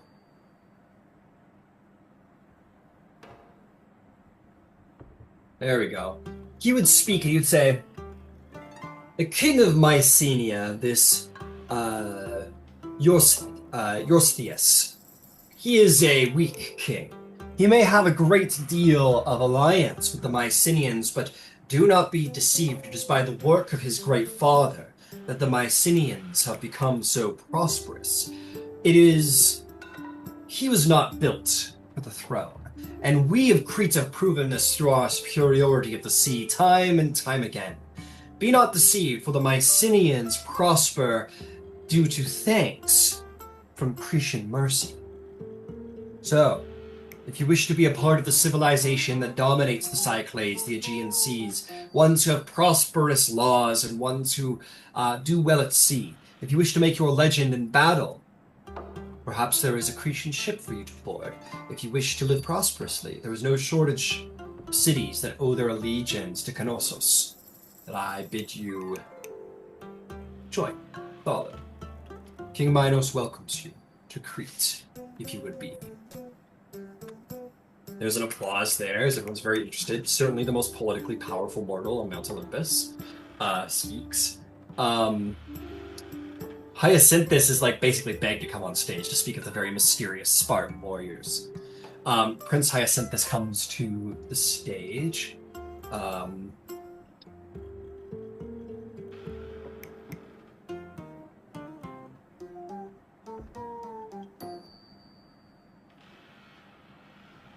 He comes to the stage and he says, "It is true, the Spartans prosper under the rule of King Amyclas of Sparta. He is a great warrior and a great leader, and our people continue to prosper and learn more about that which makes a great warrior, through the wisdom of Athena, or through the might and fury of Ares. I guarantee you that it is every Spartan who foams at the mouth that the interest of bringing forth war. We Spartans are at peace right now, but when the time will come, Spartan spears will fly, its roars will be heard throughout Greece, and it is no word of rumor that I would pit the best of Sparta against the best of anyone else in Greece any day, 2-1. And everyone's sort of, oh. They're a little intimidated by his confidence. King Hyacinthus, or Prince Hyacinthus, being sort of like this sort of stronger, he just in body, he is like 6.5 feet tall. He's a big guy. He is strong in body, as you would expect a lion man to be. But he gives very much the imagery of like Spartans who are built for battle. He's not built as intensely for battle as some others. He is strong, but he claims that there are many more stronger than he. And pits the best of Sparta against the best of Greece, 2-1.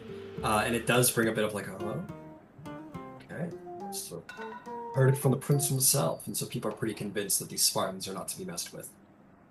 And this talk of the warrior king Amyclaeus, or how do I say this? Amyclaeus, I guess. Amyclas, Amyclaeus, if you care. Of Sparta is the current king.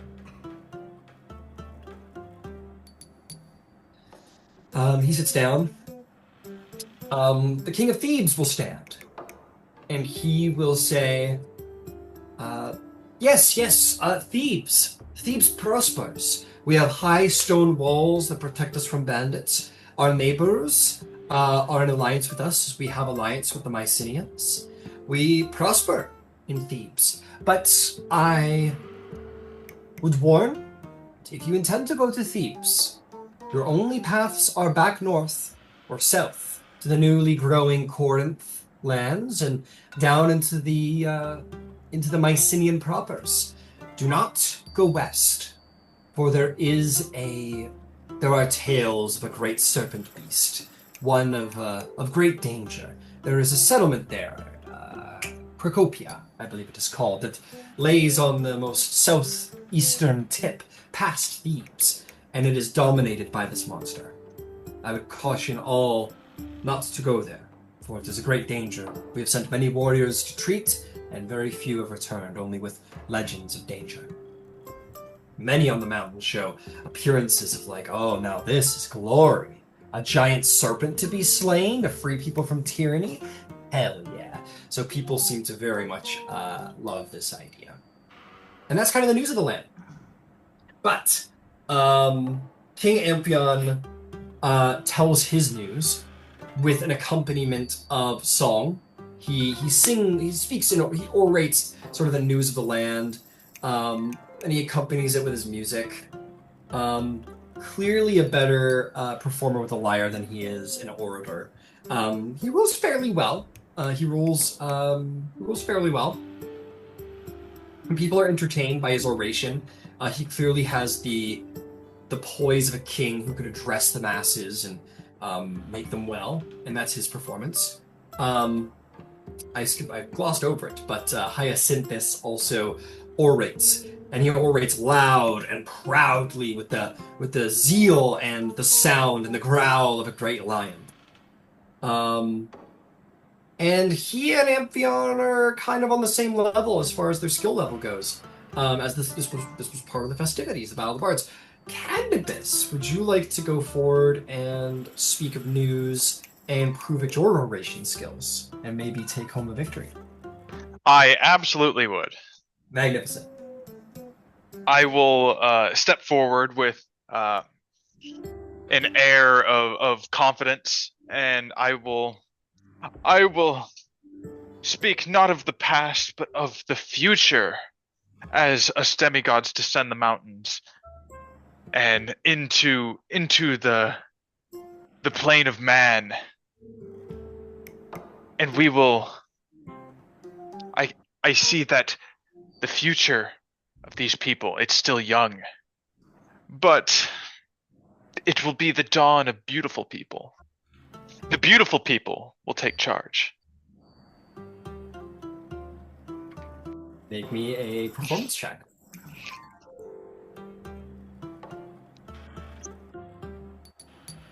Okay, that will be a 19. A 19. Yeah, it's close. Amphion, Hyacinthus, Candybus, they're all sort of on the same oration level. It's definitely sort of like a crossing the finish line by inches by each, as each makes a beautiful oration of song. Hyacinthus uses the power of the Leonian voice and roar. Amphion uses his competence and charisma as a king, and Candybus' skill as a bard and a seducer. And, and everyone listens with great poise. With that, them's the news of the land. Many have heard many interesting things of challenge. And in the end, the gods sit, discuss amongst themselves who might be the winner. And in the end, they stand. Dionysus says, I think we have a winner. Candybus has performed his music beautifully for all many to hear as the land, as many up here on the mountain have prospered. We have heard Amphion perform his lyre with absolute poise. Hyacinthus is remarkable with the flute, and all have spoken quite well.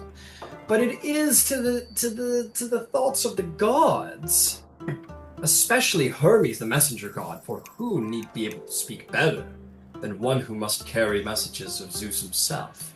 Apollo, whose voice is the voice of civilization and truth, and well, I will abstain as well, for my voice by nature is meant to be one laced with uncertainty. But it is the idea, my friends, that it was indeed Prince Pythia who has spoken quite well this day. Sorry, you'd say it right. The Prince of Thyia.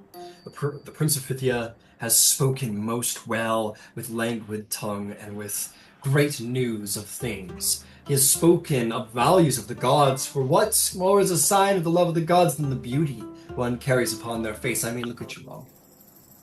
And with that, may the award go to the finest mortal bard upon this mountain is Candybus, the lips of desire, Aphrodite's own champion and son. And everyone sort of, woo!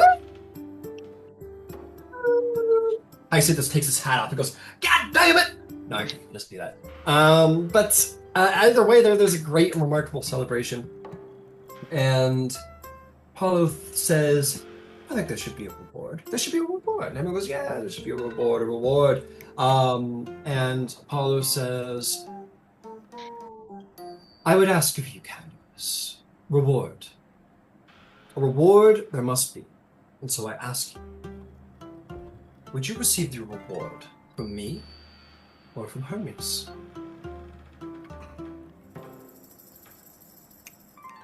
I've developed a bit of a relationship with Hermes, so perhaps Hermes. And there's a and Hermes says, well, then don't fear, Candybus, for I will be sure to have you a fine and exquisite item.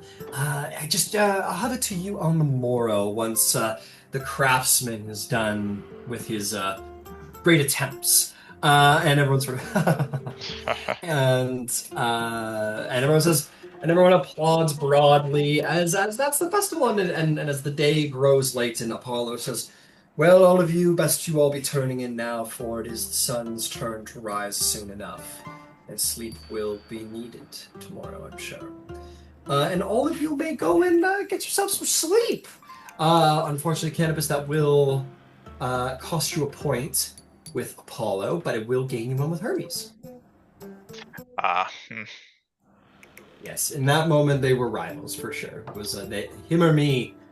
So, but you're at 0 with Apollo, but you have gained another with Hermes.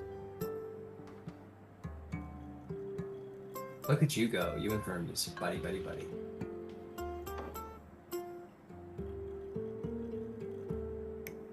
There's still time. There's always time. And with that, the night will grow late, and you may all get some sleep. I'm gonna say, let's take our break now. It's about that time anyway.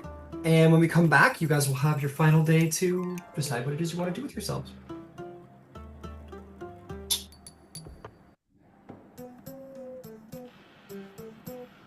All right.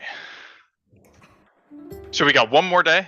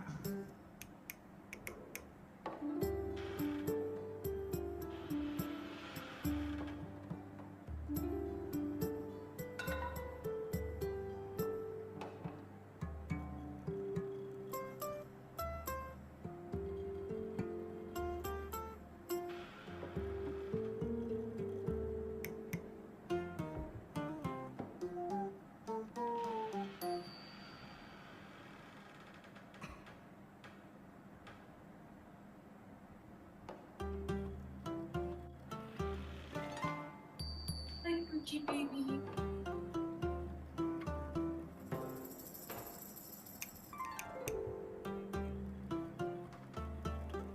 Maya.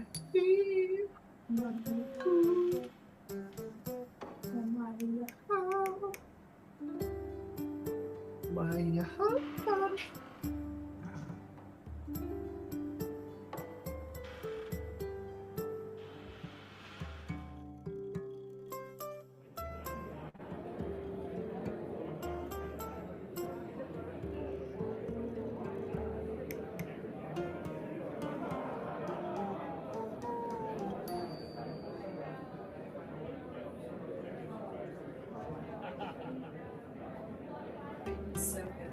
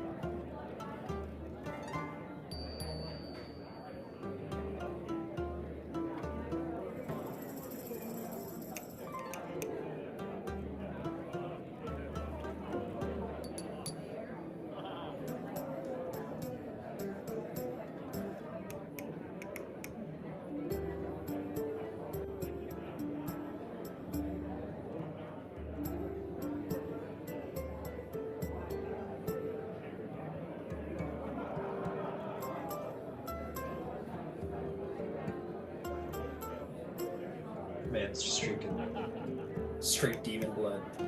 Black blood.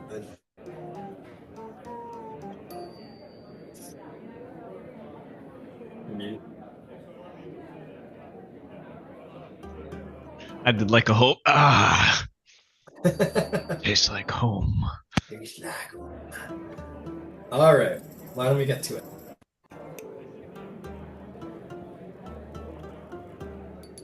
I guess we're missing like 2 people. Well, Carmen's here, just Canadar, and Candybus is here, so we're good. Nah, that's an AI. That's not him. The AIs. All right, everybody, you wake up the next morning, maybe a little tired. You were out late last night, but you're also demigods, full of power and vigor. So maybe not really. And today is your last day on Mount Olympus. When the morning rises tomorrow, you are to travel down the mountain and rejoin the mortal plane, and perhaps never return to the divine plane ever again. Who's to say? Maybe you will, maybe you won't. But for the time being, it's your last day on Mount Olympus. Count. So, what are you all getting up to today?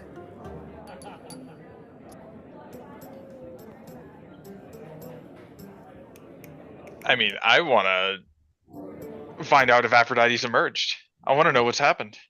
Yeah, you guys want to go head over and see how things are going over there? I think I want to talk to Ares. All right.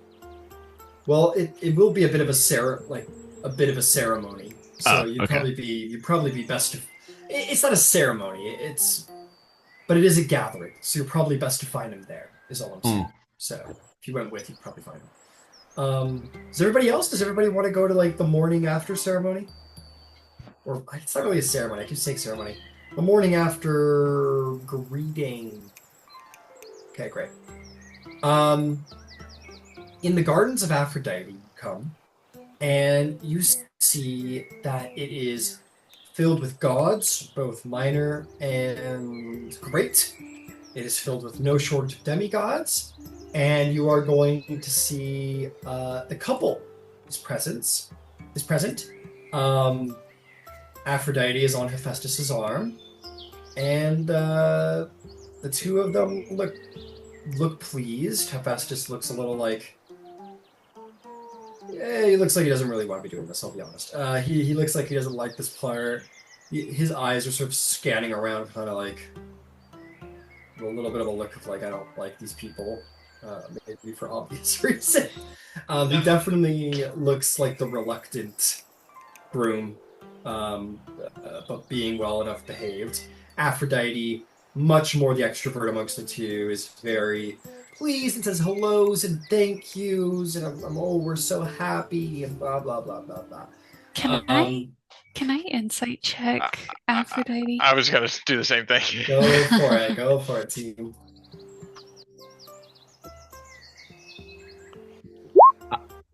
I'll insight check the groom.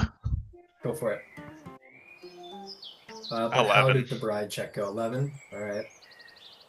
10. Well, 2 things. You know that she seems a little too happy. She seems a little too joyous. You know that she's in the mixed company. Her husband being, that mixed company.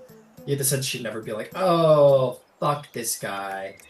And Aphrodite isn't a very deceitful god herself, but she is a very emotional god. She seems to be well enough. She doesn't seem to be in distress. If she is in any kind of distress, she's hiding it very well. What's wrong again? How'd the groom roll go there, Romulus? 9. 9? He looks like he hasn't forgotten all the jips and jivings from the day before. And he is doing this all per part of the ceremony, but you get the sense that his patience is due to the fact that this is the last affair that he has to attend for this marriage to be complete, so to speak. Chances are he'll be fucking off sooner than the bride will be. But for the time being, his eyes are more lingering on people who've been less supportive. So probably like Ares, Candybus. I think Vasaliki got herself a -3 with Raw Hephaestus, if I'm not mistaken. Yeah, so there's some looks around at those people. You get the sense that this is a god of the forge, this is a god of iron, it's a god of things that are solid and enduring, and you get the sense he will remember these things that have happened.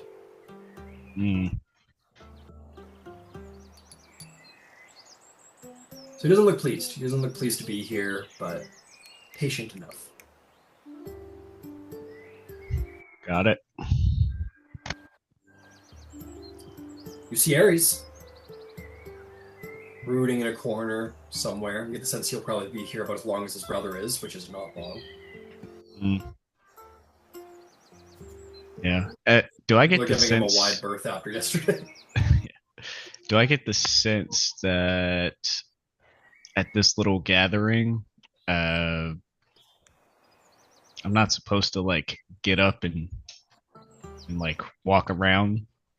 Oh no! This is very freeform. It's almost like a bridal shower a little bit, where it's like it's very freeform, where someone might be giving gifts or people can talk to each other. It's very freeform. This isn't ceremonial. I've been saying the ceremony. That's not correct. This is very freeform. People are welcome to talk to one another, especially give well, I hope you have a wonderful marriage. Blah, blah, blah, It's blah. ceremony in the sense that this kind of thing happens every time after a christening event, kind of thing. Yeah, this is like the reception in a way, where it's like, oh yeah, we're all gonna hang around, talk, and have some fun now that all the ceremonies are out of the way. So this is an expected event, but it is not one that you need to. There's no orator. Nobody's making declarations. You don't have to watch. So you're more than welcome to go and talk to whoever you want to. Okay, then I will go do that to Ares. All right. You find Ares brooding in the corner, as one does, and he sees you approach, gives you a little nod as he's kind of like leaning against the wall, staring vindictively, probably not at the bride. I feel it would be stupid to ask how you are doing, Father.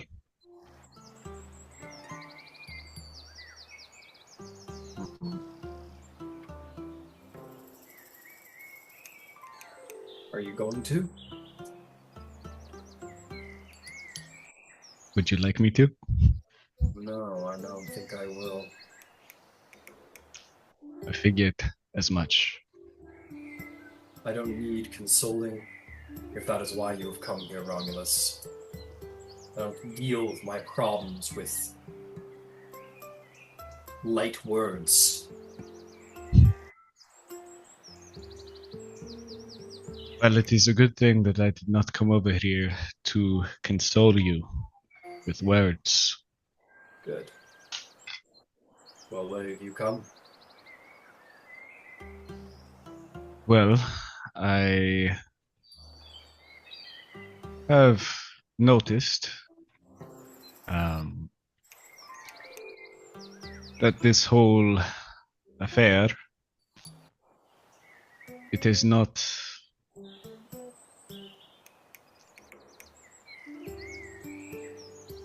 it has not been to your liking, Father, and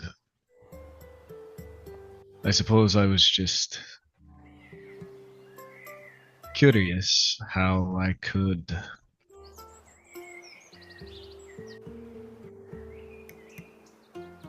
help. What could I do to fix this?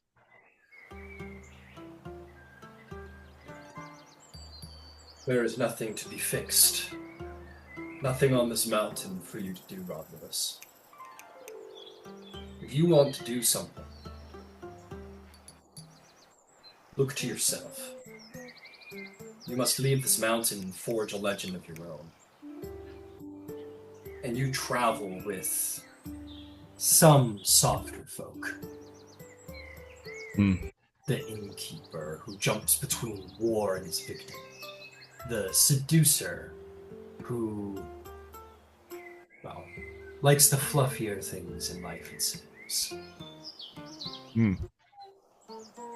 The daughter of Dionysus who, well, she fits her role, and no one can tell if she likes, loves, or hates Dionysus. Vasaliki, on the other hand, she is strong. And you are strong. And perhaps that is because you both carry my blood. You will need, if you wish to forge your legend and become great, remembered for all time, earn your glories, you will need to be as I am. Everyone hates war until a warrior is needed. Don't trust in peace. I do not hate peace, but there would not be such a great Olympian as I if peace endured. I do not see the god of peace among the Olympians, do you? No. No. Because war is the nature of all things. So when the time comes, Romulos, claim your glory. Do not shy from it. Do not share it. Take it in pride. And when the time for governance comes, govern. But do not shy from the sword. Steel endures.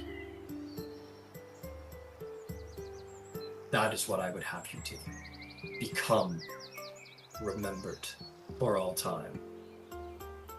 And prove that the blood of Ares is the greatest blood of all.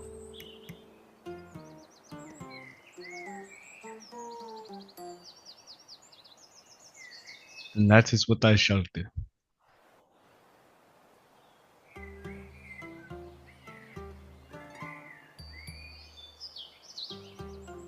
He kind of like looks over at the gathering and kind of sees Aphrodite, how she's acting.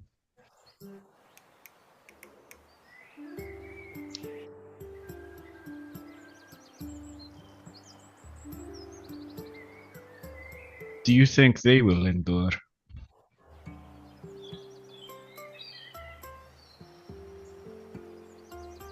Thanks.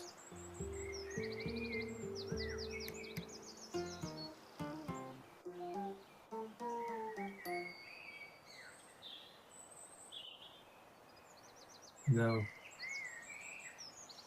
No, I don't. It was the commandment of Zeus they be married. It wasn't his command that they endure. Hephaestus probably loves his steel more than anything. Loves his forge and his hammer.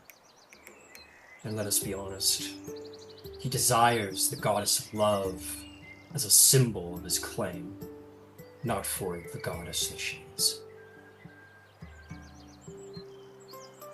I would endeavor to say that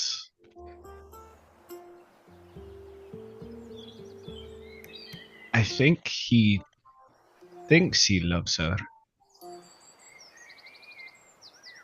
But I doubt someone as,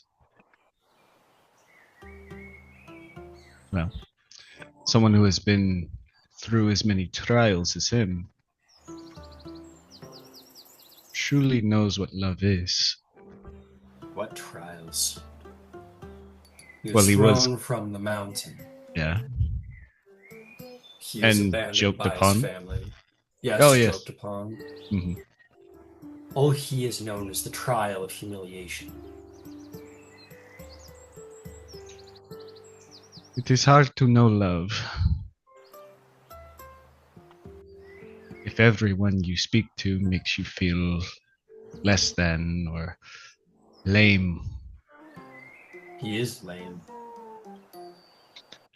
Whether he feels it or not.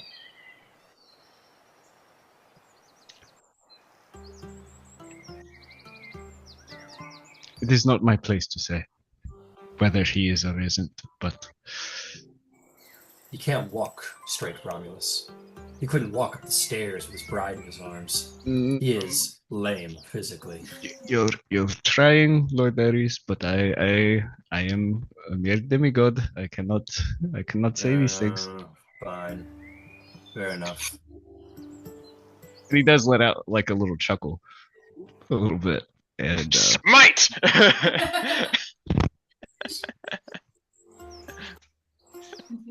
is that a?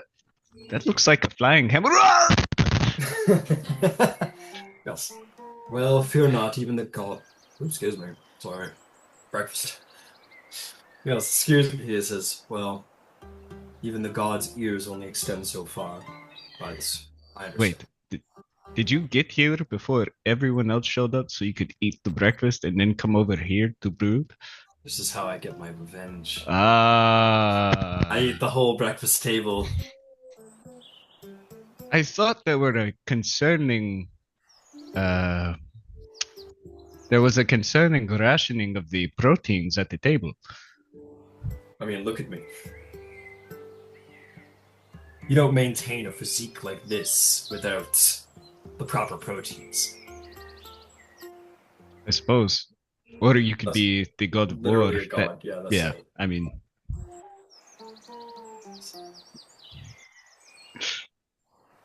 Well, there's some more.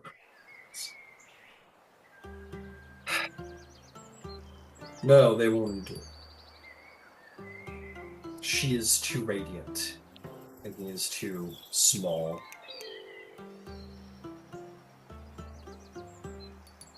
I may just be a mortal, but if I had to guess or ponder, I would ponder that perhaps you, Father, wish to be in Hephaestus's place. No. No, the only thing that is enviable about his place is his bride. Everything else is... well, I can understand why he reaches so high for one who was thrown so low. Hmm.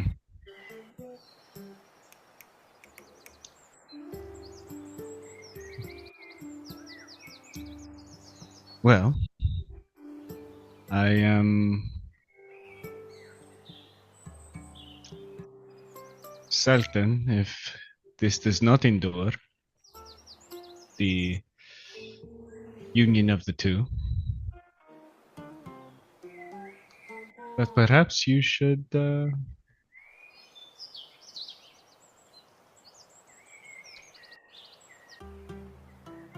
let your wishes be known. Let my wishes be known. My wish is to strangle my brother and take his wife as my own. Well, maybe not to Hephaestus. But it does take two to tango, as I believe I heard Candybus say once. It's tango. I don't know, he just said it. I think it could be a... Is this like a Macedonian word for like dancing or something? It could be dancing, it could be sex. You can never really know. He looks over. Tango.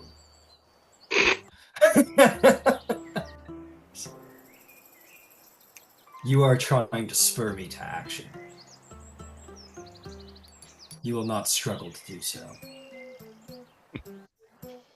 I am Oh. Ares. Yes. And you are angry. When am I not?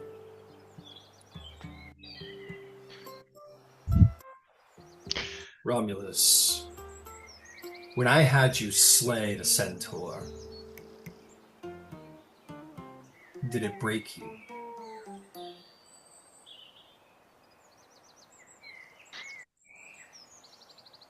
I think the thing that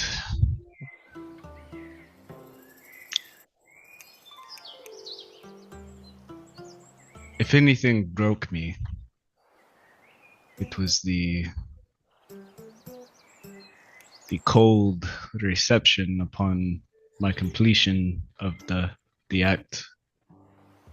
It was seeing my friend Xanthos be almost killed from a mere flick of the wrist.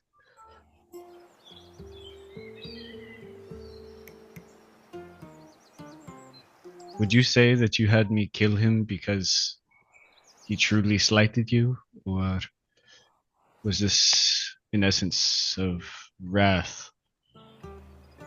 Can it not be both? I suppose it can. I feel that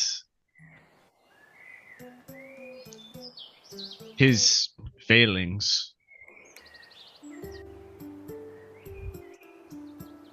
usually they would not have warranted this kind of reaction from you. It was a particularly frustrating day. And he made a fool of himself for trying to mince words with me on such a day. He has received no acknowledgement from any god. He has been here for days, and he would think to speak with such familiarity with me. He was a fool. I am not my father, I am no great king, but I know this. If you are to lead men, you will need to be what they need in a moment. And sometimes that means that you need to be the tyrant. You need to show that you are not to be fucked with. And it seemed like people were forgetting who was the god of war. Proof being, your friend Xanthos ran his hand along a blade and was surprised it got cut. Stand between the god of war and his kill. Ridiculous.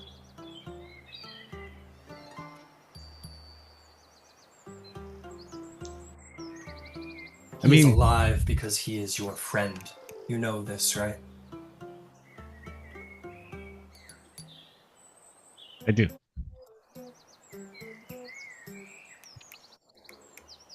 May that be my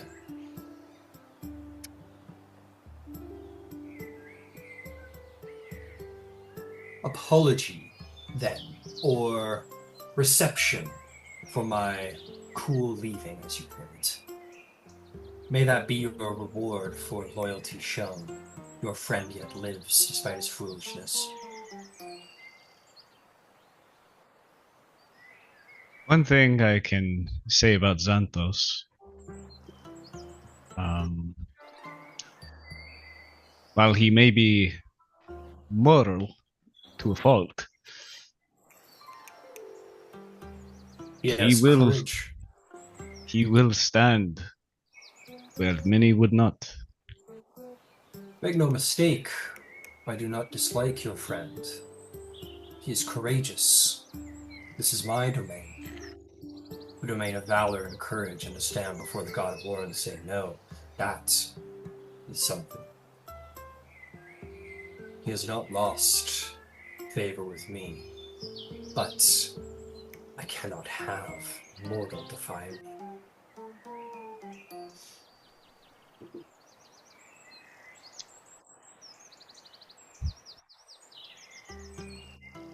Understandable. What will you do, Romulus, when you leave this mountain? Will you continue to travel the dusty road as you've had all your life? Will you become, as I hope you may, a leader of men, for it is the domain of Ares' governance? I am not without my powers of leadership. Will you become a great warrior, a king, perhaps, in your own right? I wonder what you will become, what glories you'll claim, and if you'll have the will to do it proudly. Well,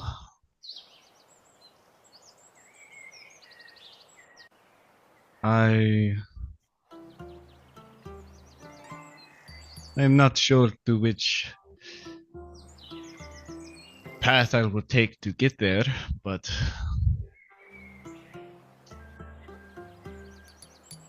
whether I am at the head of an army or fighting a man in one-on-one single combat, I know that there is at least one man who must die. Many will have to die.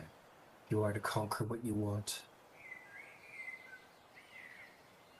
Do not shy from death.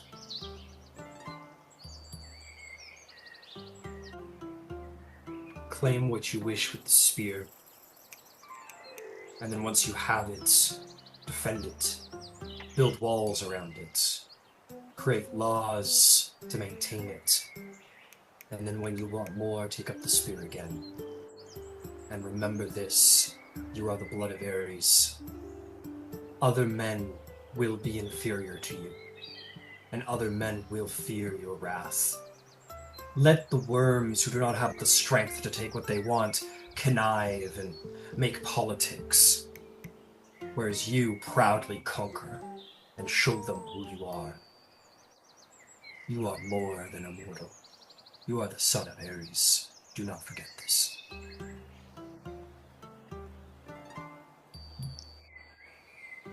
I will never forget, Father. Good. I will leave you to your brooding. For the best. I do not infect your mind too much in one day with glory and bloodshed. Yes, all this talk about conquering, and there are no fucking proteins at the table, Father. He does smile. And he kind of gives you like a dismissive chin, like, alright, fuck off, basically. Like, not fuck off, but basically like get out of Get here. out of here, you little Yeah, scamp. get out of here. Alright. Let's travel to somebody else. Plenty of people are in attendance. Does anybody have wish to, like, as it's an Aphrodite or together, but you can like have a word with each one of them. They kind of, you know, stay in proximity, but they go apart. So, for example, Candybus, if you want to speak with Aphrodite, you could. Very public setting, though, for everybody, for those two especially. He wouldn't gore me with a bull in a public setting. Not a public setting, probably not.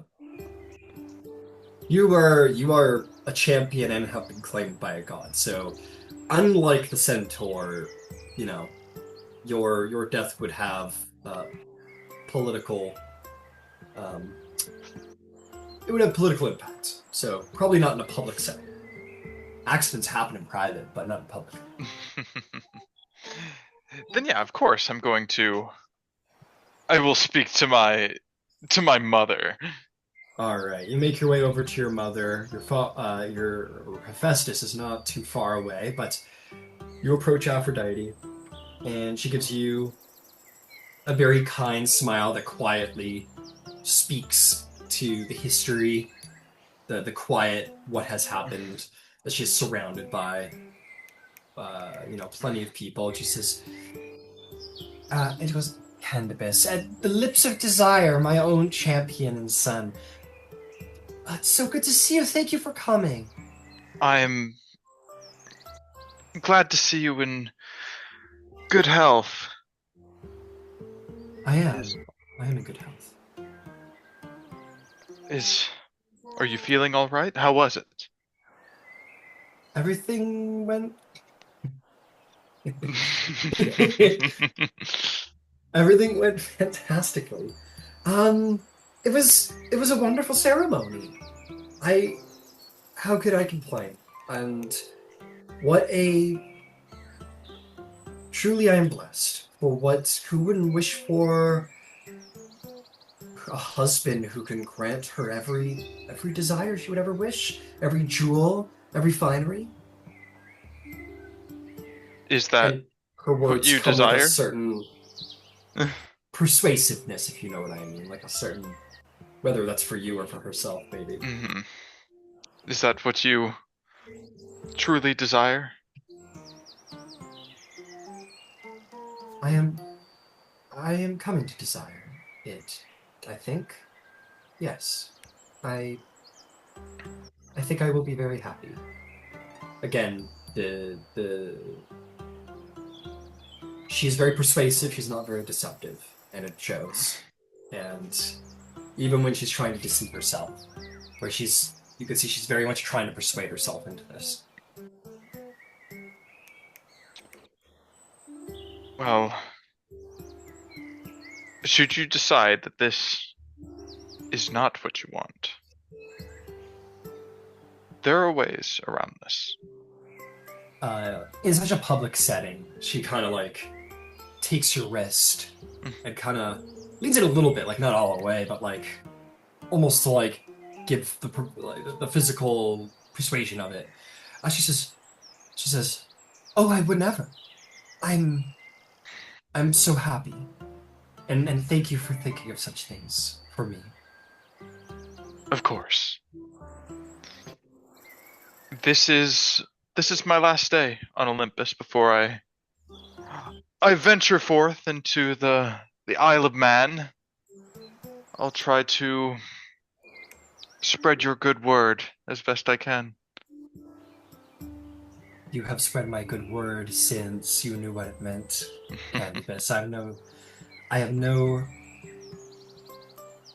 There's no part of me that thinks you would fail to do so. I'm excited to see what you make the world into. How we together shape this world.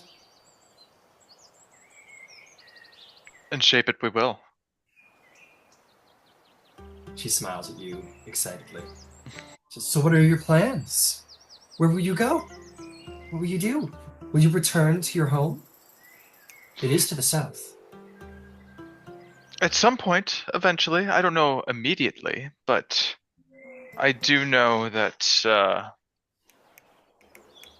I spoke with King Minos, and perhaps I will visit his kingdom. Wonderful. Crete is... well, it's on the sea, and the sea has a special place in my heart. But regardless of where I go, I will spread love, and I will spread beauty. And she beams at this. She says, "Yes, I have no doubt. And I hope to see you often. I think Zeus has set up something to ensure that we gods may stay more connected with our champions and our most favored demigods." Ah. This is news to me. Yes, a little secret from an Olympian to her champion. To her favored. Well, I look forward to staying more connected in my time off the mountain. That's what love is for. It's for connection. And so much more. Because now I have many guests. I could speak to you all day, Candybus, you know this, but I have... Of course. And it looks like Romulus back there has a delicious looking burger, and I want one. So... By all means, mingle. All right. It looks like the McDonald's got here. Hestio's made a wonderful amount of burgers for this event. Festus's request. She'll leave and she'll have endless amounts of ladies to speak of her wedding and her wedding night, blah blah blah blah blah. So she does head out. Only has little time for everybody. Everyone is present. So many people are present. Xanthos, Thyia, yeah, Xanthos. All right, what's the plan, my I friend? would like to speak with Zeus. It should be With relatively quick. Zeus. All right. Zeus is present. He is standing near his own wife, as his wife seems to be in, for whatever reason, an unusually good mood. Perhaps it has something to do with weddings. And she kind of says something to him and smiles and kisses him on the cheek, and he looks happy to see that she's like finally smiling after all of these bastard children of his have all shown up on the mountain and everything. So he's got a little bit of like a whew on his face as she kind of wanders off to go talk to Aphrodite, despite their not liking each other too much. And he is available, and you take the opportunity. And the great god turns to you and says, "Ah, Xanthos. Perhaps we should be calling you Xanthos the Brave as of late."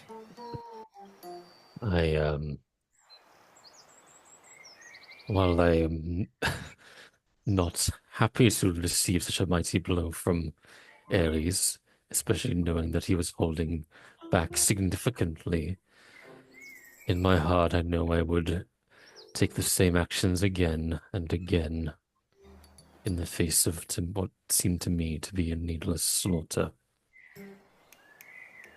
That is good. It is not a great secret that there is not much love lost between me and Ares. He is brutal and ferocious, unnecessarily so. So, I admire your resolve to hold true to the laws of things. Well, your laws prevent the world from falling into bloodthirsty chaos, shall we say. Oh, thank you for saying so, Xanthos. You'd be surprised how little appreciation a king gets. I guess you know running your own kingdom of sorts, huh? Tavern though it may be. I have had to throw out my fair share of those who cannot behave as proper guests.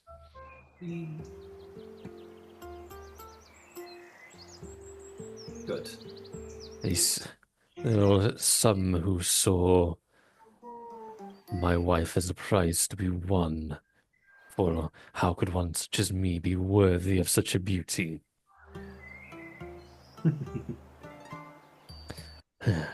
He laughs with a sort of familiarity of similar, perhaps, trials. Well, you know that I have had similar struggles as of recently too. Little did most of them know, but she was the one with a far rougher hand than I. She was the one to truly be feared. The people of Macedonia are strong and don't take slights very lightly. Women just as much so. Yes. Well, you would know. And perhaps it is quite lucky you have the blood of your father, making it possible to throw out those drunks and those who would try to claim what is yours and prevent the laws of hospitality. The reason I came to speak with you is that I will be leaving the mountain tomorrow, and with the task that you have entrusted me with, well, do you wish for me to take the key with me for the rest of my travels, whether they take me or return it to you? No, you keep it. You keep it safe as best you can. You must guard the gates of Mount Olympus, for a back door into the underworld would be much a danger to be passed into the wrong hands. So I am relying on you. Very well. There is as he says this, there is like a testing look in his eye that doesn't make you too comfortable. Of like, Yeah. You know that he knows he's asking a lot of you, is that key would be valued by mortals and gods, and he's asking a lot of you, maybe more than he should be, but he seems to have a purpose for it, one that doesn't make you comfortable. I kind of like what is I can't help but get the feeling, mighty Zeus, that sometime in the future I will be placed into a position where I'll have to choose to keep my oath or betray my principles. Now, what would ever give you that idea? It's just a key. Of course. I have no doubt we will learn much by who comes, by what methods, and I know I have chose no one better than the champion of Hades himself to guard his door. There's only one Cerberus after all. Indeed. And he let you out. It took some culinary persuasion to get Cerberus to ignore me for long enough to make my escape. We'll have to think of a better story for the Bards than you cooked the dog a tasty meal and I'll let you go. But Well, 3 heads, I underestimate how quickly they can eat. that is fair. The latter half of it running for my life.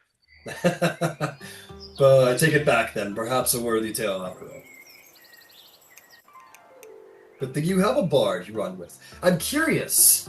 Are you going to return home now that you have seen the glories of Olympus? Have you completed your heroic journeys, or do you intend to keep traveling? My goals remain yet unfinished. I have Hades' acknowledgement, but there is more to be done. Legends to be forged. Good, good. I am excited to see where your journey takes you. You are much like your father. You are principled to the last. I admired that in my brother always. Is that why you made him the arbiter? The arbiter of what? Death. Judgment. No, we drew lots over that one. Well, you can imagine. 3 pretty awesome gods.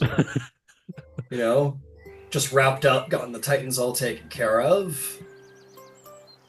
You know, the 3 most powerful domains, the 3 most powerful gods. How do you fairly dole them out? It seemed only fair to, you know. You draw lots. Leave it to the fates to decide. Precisely. There is only one power greater than myself, and that is the fates. Why not let them choose? And it seemed to all work out in the end. But then again, anywhere we would have put Poseidon, it would have been a bit of a clusterfuck. So, you know. He was in the sky, well, there'd be more bolts coming down, but put him in the underworld, well, there'd be all manner of devils and demons running around. So I think the fates knew best in this case.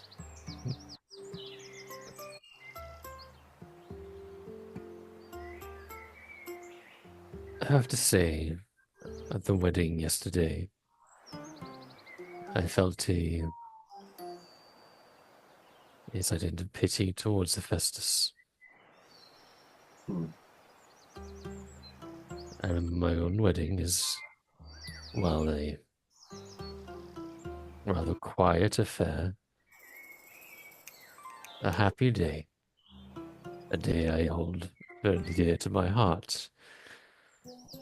But I fear for both Hephaestus and Aphrodite. Yesterday was not as, well, it might be one they'd rather forget. Reminds me of my first wife. Ours was a little bit more subtle too. I had to hide from my father so he wouldn't devour me, so it was a private ceremony.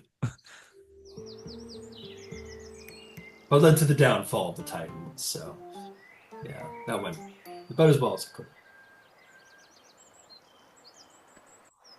I suppose things just tend to work out in the end.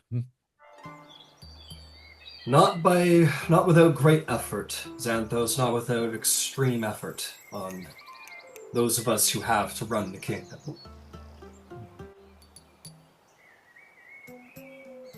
As for where I intend to go, I have yet to decide.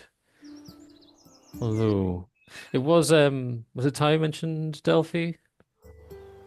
Thyia mentioned Delphi. Yes. Thyia, the daughter of Dionysus, she mentioned Delphi. A wise prospect. The Oracle of Delphi's knowledge of things to come is second to none other than the gods themselves, of course.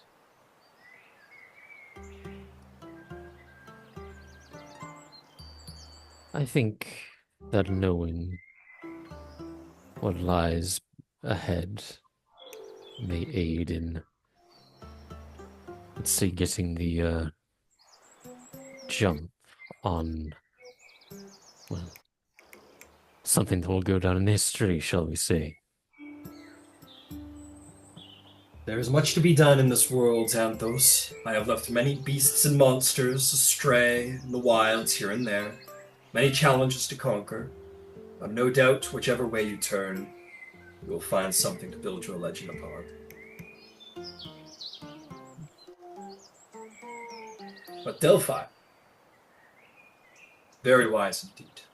Right place to start. Now I just have to convince my friends to go the same way. I fear I'll have some trouble convincing Candybus to leave Aphrodite behind, or to even escape the clutches of his Amazon. I hesitate to say mistress because I feel he is the pet in this situation. I wonder what that's like to be the pet. Anyway, I'm sure you'll not have a hard time convincing Candybus that there is much fruit that is ripe to be ate in the south. As for leaving Aphrodite, well, he has no choice of kicking him out. The amusements have been great for we gods, but we must return back to governance. And I don't know if anybody else has actually really said, but thank you for the great hospitality while we've been here. Yes. Well, thank you for saying so. And I owe an offer in turn you and your friends thanks. Dionysus, not a god to be taught a lesson quite often, as he's a little hard to wrangle. But he is one of my favorite children. And you seem to have taught him something about hospitality. So, that pleases me greatly as well, and my gods are growing greater even still. Xanthos kind of looks a bit pained, but then nods. Having spoken with Hestia and even my father, I acknowledge how difficult it is for the gods to change. You are your domain's incarnate, after all. Do not be, it's actually a bit of a myth that we are our domains incarnate. It is more like our domains are us incarnate. Temperaments match our domains. There are gods here, make no mistake, who are personifications. For example, I have 4 advisors who personify the very essence of what they are. They have become the things they represent, whereas for me, I am not shaped by lightning, nor am I shaped by the chair. The chair, the throne, is shaped by me, and bolts go where I send them. If you wish to understand the domain, understand the god, and the god may do what they will. We are admittedly flawed, and so our domains will ever remain flawed as well. but I do my best to keep it in somewhat level of moderation. And I fail often. It is not a very moderate family I come from. Bless you. We gods don't sneeze. It's most interesting. Anyway, yes, please go enjoy and thank you for your thanks. It's off. It's good to hear a little appreciation. As someone who has harbored many guests, though not all tend to say it, is always nice to hear.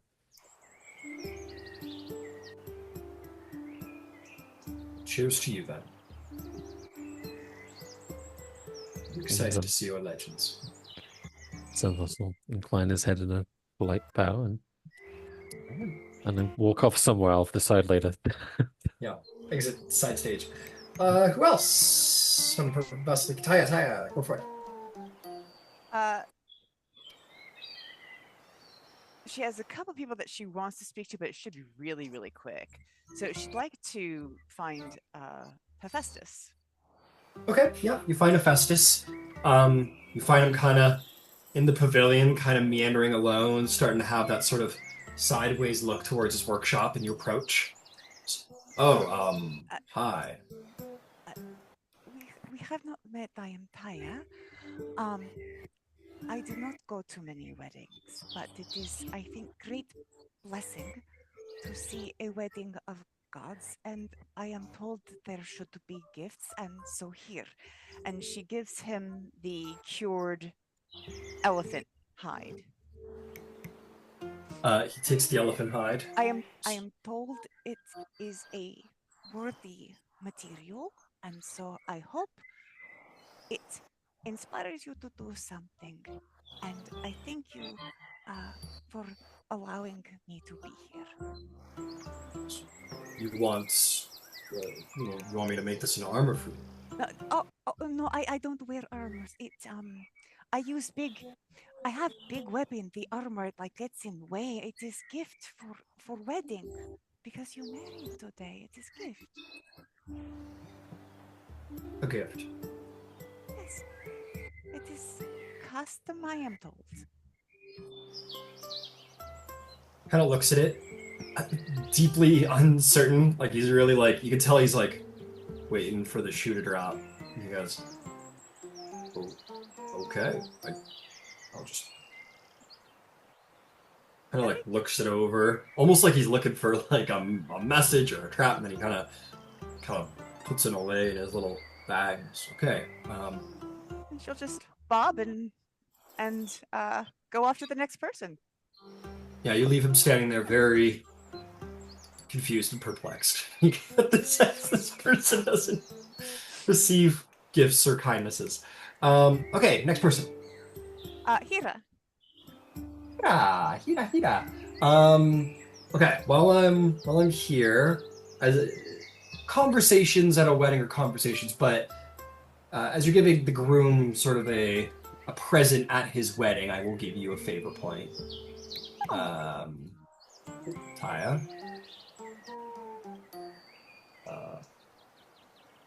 That is 1 point. Okay. Who's next, sorry? Hira. Hira, yeah. Okay, you find Hira walking away from the Aphrodite shuffle back towards Zeus, and you catch a moment, very regally, very composed. She says, hello, Thyia. Good to see you. I wanted to say thank you for allowing me to be at this beautiful wedding. I do not get to go to many weddings, and this is quite a thing to be at wedding of gods. And also I wanted to say thank you because I am willful and wild, and you were very right, and I think it was great kindness you did to a child of Dionysus. Hira looks down at you and she says, you are welcome. Weddings are always good events. I try to make them be. And I must offer you thanks as well. You seem to have steered the wilder followers of Dionysus into a path that is at least somewhat less wantonly violent. So well done. Not an easy task.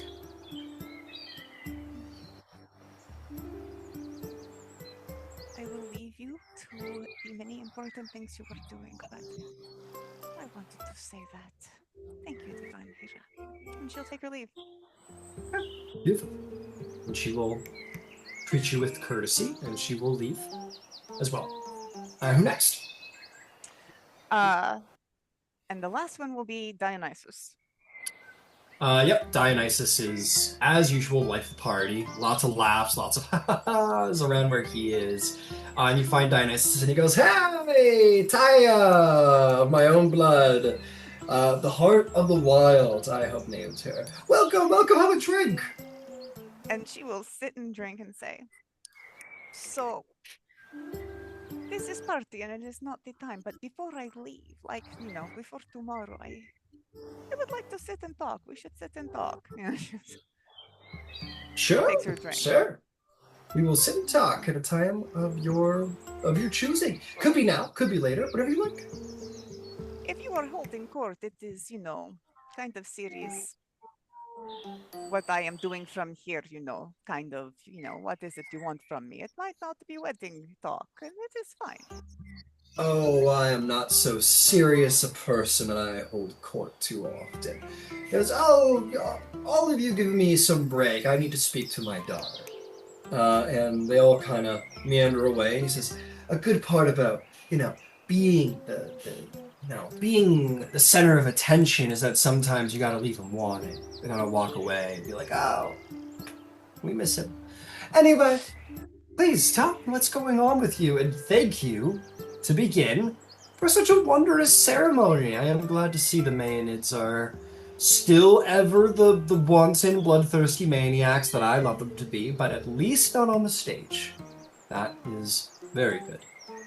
I thought it seemed reasonable. It will allow the theater to develop, I think, with greater freedom. Couldn't agree more. So, what do you want from me? Like, you told me to come and I am here. Okay, so you told me to come and I am here. But before I had the vision of you, I was looking at plants and making things that make you see funny things. And occasionally I pop the head of a man who gets fresh with the oracle, right? I never thought myself As one does. As one does. I do not think that I am supposed to go back to, I will catalog the plants because I cannot, and it is a good thing. And Apollo does not have the book in his library, so once I am done, I can stick it in there, right? But that does nothing for you. And does it not? Does it? Does it matter? I mean, I suppose not. You've been a Maeanid for some time. What do you think it is that I want from my Maeanids? What do you think it is that I want from anybody, really, given who I am and what I bring to the table? What do you think it is that I want? If you had to guess. Or maybe, more importantly, what do you want me to want of you? That is not fair.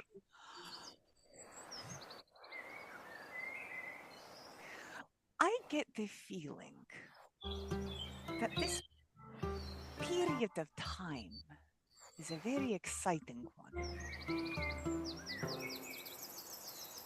I think maybe I am not supposed to be just in one place bopping the heads of men who are, out of line. Anyone can do that, and right? Can they? Honestly, yes. Truly. Oh, sure, anyone can, technically. But you have to admit, it takes a certain kind of hero to, properly do it, and do it to the right people, right? Bopping is a very particular skill. And it's one you do quite well. So shall I go bop heads in your name, or shall I bop heads for Persephone? There it is. That's what you want. I've heard you say that you like to make, funny potions that make you dance all wild and whatnot. And, I also make poisons. and Just, maybe poison not so noble. Persephone. No, there's nothing not noble about poisons. There's all kinds of ways to die. I make poisons. It's just fun poison, right? But it sounds to me like you want to. Maybe you're a little interested in plants right now. You're really into your substances, You gotta journey. You gotta find yourself. Maybe find yourself in what kind of drug-induced comas you go into, and that's okay. I believe in that. And you know what? Me and Persephone and her mom have a great cult going. We're buddies. We're tight. So you want to be in with Persephone right now? Is that it? If I have your blessing, I do. Thyia, he puts a divine hand on your head. He goes, what I want is for people to figure out who they are. What they want. Whether it's right now or later. Thyia, right now, it seems to me like you want to do a lot of drugs. And you want to do it in a special sort of way, an exploratory kind of way. And you know what? Poisons? Man, who grows better flowers that are prettier and deadlier and also can bring life and end life like my growers? So if you want to be all up in Persephone's business, I'll give you some pointers. Now, what would you say my defining characteristic is? Be honest. You're fluid. You are everywhere. Like wherever Oh, that there's is a god fair. doing business, it is where you are. Like Apollo's got a thing, you are there. There's the wedding, there you are in spectacle, right? There is war, men are in screaming and madness.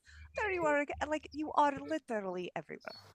That is your defining I characteristic. like that I asked this question. I'm kind of up in everything, that's right.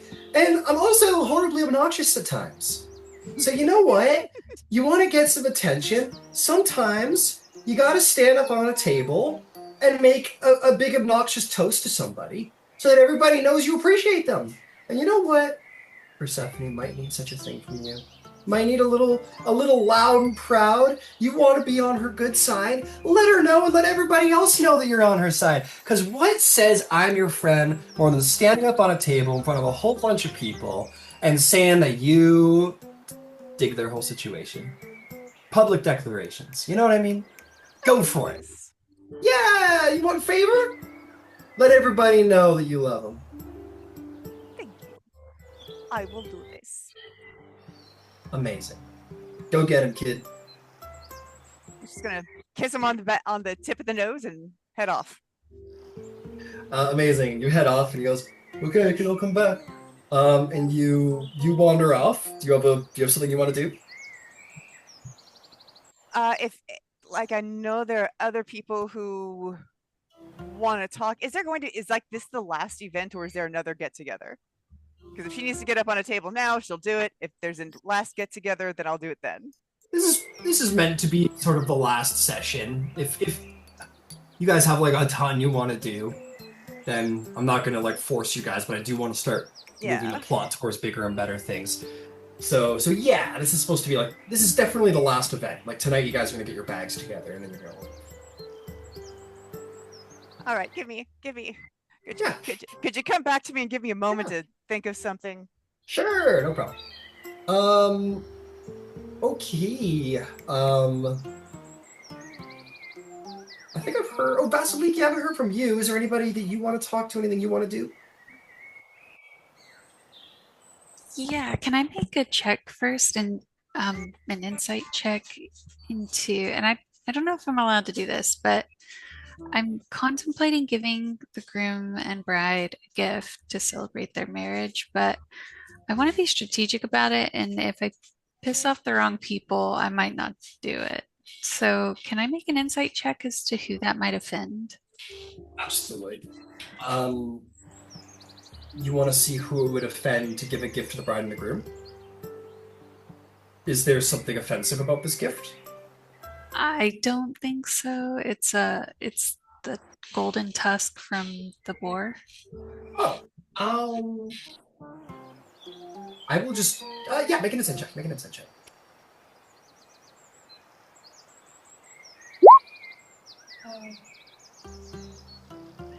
I get a 7. You got a 7. Hmm. You are in no fear of gaining too much favor from Hephaestus. Can I use my new reroll ability on this? Which one's that? Oracle Sight, as a reaction, grant yourself or an ally within 30 feet advantage on a saving throw or ability check just rolled. Go for it. It's Apollo's. Hell yeah. Cool.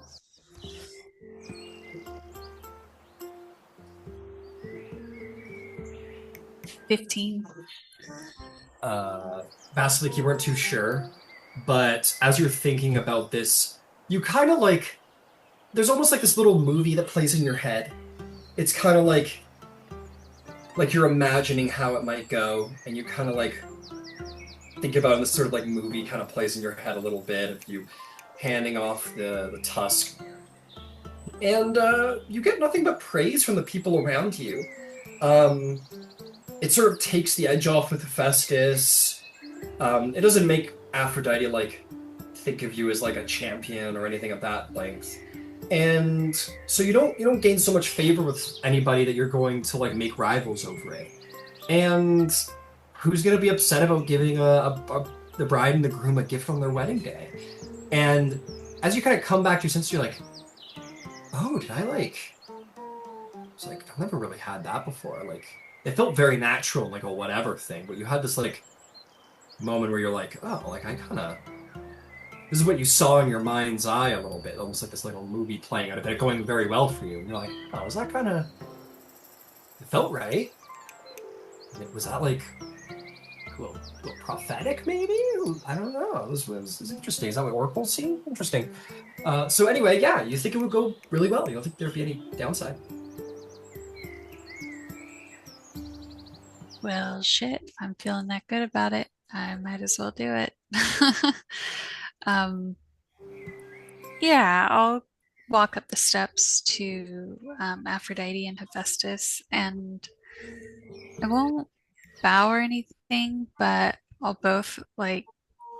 kind of nod my head to both of them and present the golden tusk of the boar and say a gift to the bride and groom.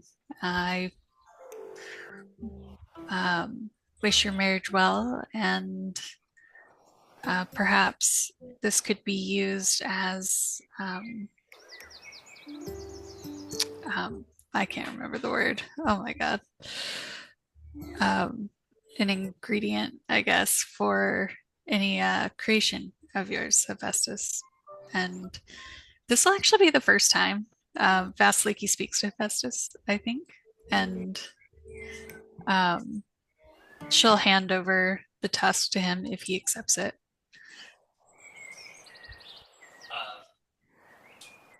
There will be... He looks at you with the same look of like, as he has in the game, like this look of like, okay, what's the trick? Like, what do you want? Kind of thing. As you sort of offer it to him, and as you're offering it to him, and he's kind of like looking at you skeptically, Aphrodite's hand just sort of comes into frame and like accepts it, and says, "What a wonderful gift, Vasaliki! Thank you so much." And she goes, "This is. I heard that you got this from a special hunt for Artemis, didn't you? This is the trophy of a great hunt." That's right. It's the greatest hunt I've ever been on. Thanks to Artemis, I was given the opportunity to hunt this great beast, and she'll try to like regale her of the tale if she's interested, and how she like swiftly tracked down the boar and put it down quickly with one arrow, and yeah, she'll hand over the tusk, and she almost kind of like offhandedly mentions like I'm curious if it's magical because it glows as such. I've never seen a tusk glow like this before. Um, I hope it has beneficial properties that could help you each both. And they hear the tale, and Artemis in the crowd, I'm sure, probably makes like a little gesture to confirm the hunt and everything, and like, I don't know, whatever way, right? But yeah, you do this, and Aphrodite sort of like hands it to Hephaestus, and she says, "Oh, you must make me something with this. Isn't it such a wonderful material? It's it's like I laid it down myself. It's such a vibrant and beautiful material, wouldn't you say?" Festus kind of is like, "Yeah, it is. I'll help to make you something, my wife." He looks at you and goes, "Thank you. Thank you for the gifts." Kind of nods, and Aphrodite's like, "Splendid!" And everyone kind of like gives it a big applause. And yeah, you'll earn a point with both gods. It does say in the mechanics, like, you can lose a point with a rival, like in an argument or trial, but this is no argument or trial. So none of the rivals of Hephaestus or Aphrodite will see this poorly, especially giving a gift on a wedding day. Very, very normal thing to do. So yeah, you're gonna get a point with both, and that'll take you off of the plotting your murder roster for Hephaestus, which is awesome. And you'll be at 2 points with Aphrodite.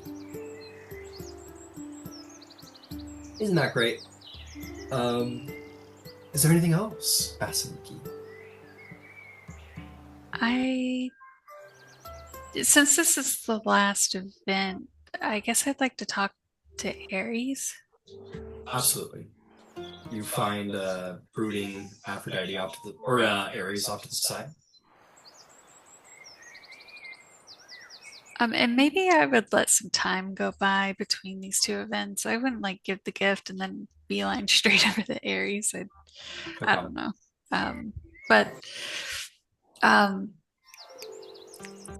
yeah, she'll approach and ask, "Is this a good time? I would like a quick word."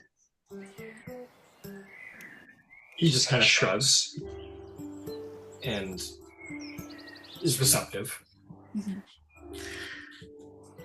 Well, we descend the mountain tomorrow morning, and I wish to know if there is a deed or task that I can do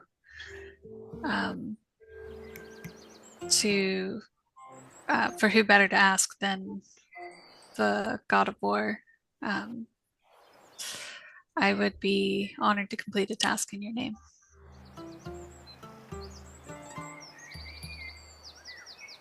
He looks at you.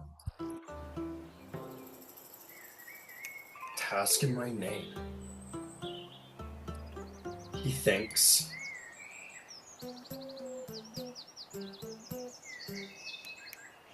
He thinks. Give me a little moment here, because there may be something he'll ask of you. Let me go down the roster. Let me see what I got.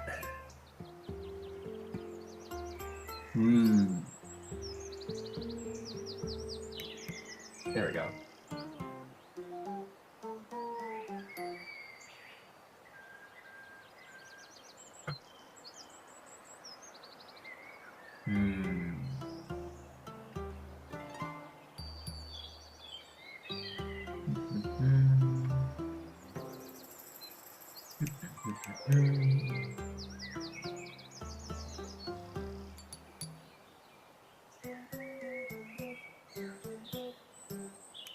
He will say,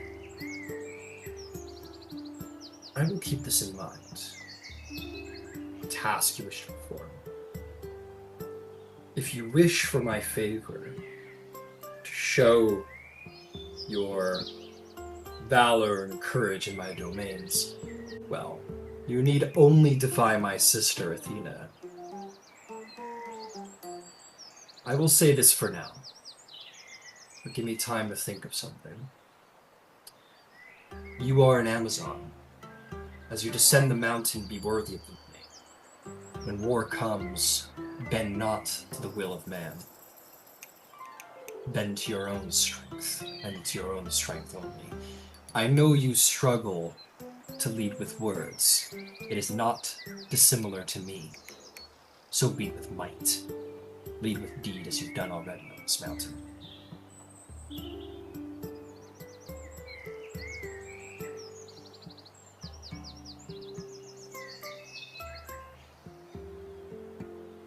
Absolutely. I can do that. I feel very akin to your domains. They come to me naturally, and I only wish to strengthen that connection with you and with my brother, Romulus. I hope that when you call on me, you know that you'll also be calling on him as we plan to travel together down the mountain. Good. Good. Good. Wars are not waged by single individuals. They are waged by armies. You must rely on the person holding their shield next to you. It's good to know that you will have kin doing that.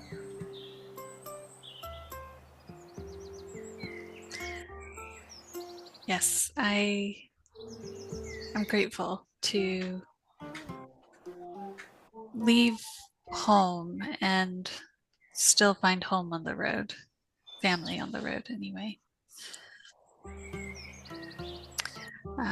I will await your word, and in the meantime, remember this conversation. Thank you, Ares. I will remember. On the road, we will not be so full of words to guide you with, but keep your eyes sharp. You will know your opportunities as they come if you are willing to look for them.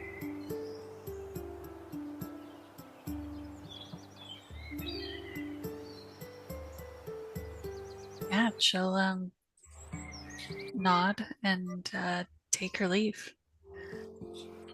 All right. All right. Who else? Who else? Who else? Who else? I'll tell you what. I got two little things really quick. Oh, go for it, Thyia. Thyia is I just wanted Yeah. to switch my brain before I did that because I wasn't expecting. So all right, is Persephone around? Yeah. Okay, well, I'll go. What's in her general area? Because if I'm going to stand on a table and get her attention, I want to make sure I'm in an area where I can get her attention and the attention of people around. The pavilion is sort of the central focus of all of the events going on. I'll say that there's like a moment where like Aphrodite and Hephaestus have been called over somewhere, and the pavilion's a little empty for the moment. Yeah, because there's no way. There's no way she'd step onto that pavilion with those two there. Yeah, fair enough. Yeah, if there's a moment where nobody is around, then she will grab a cup of wine and she will get onto the pavilion, and she'll take a little piece of silverware and wrap her glass and say, as we are in the middle of festivities and there have been toasts, I wanted to take a moment. If I could have your attention, please. Everyone kind of looks. You definitely get those looks of like, oh great, a toast. But some people are like, oh, a toast. Let's see how this goes, kind of thing. It has been a brilliant time on Mount Olympus, and I am so grateful to have shared all of this, many choosings and hunts, and a divine wedding. And as we are thankful for our blessings, I feel there is a goddess who has not been properly acknowledged. So I would like to take this time and honor divine Persephone. And she will turn to her and say, as we think of weddings as beginnings, we think of birth and death, of life and death. We do not often think of the goddess of the underworld and the goddess of spring, who's there at the beginning and the end, and whose gifts, the mushrooms that grow in the dark, from decay and the flowers that come in the beginning of spring. That they provide the mortals with so much that they can use in so many ways. And as I go down to learn more about you, I wanted to take this opportunity to publicly announce and to draw attention to your greatness, to Persephone. It was like it's a Persephone, yeah, okay, all right. A little unexpected for a lot of people, Persephone especially. She's like, huh? She looks kind of looking between her mother and her husband on the other side of the garden, and both kind of are like, it's good. And she, she's happy for it. And she'll be surprised but thankful, and you'll gain a point with her, Thyia. I was gonna say, do I have to roll anything? I'm sure. Roll a little performance check and see how well received it is. You're 18. 18. Let's see, 18. No, people. It's a good toast. It doesn't offend.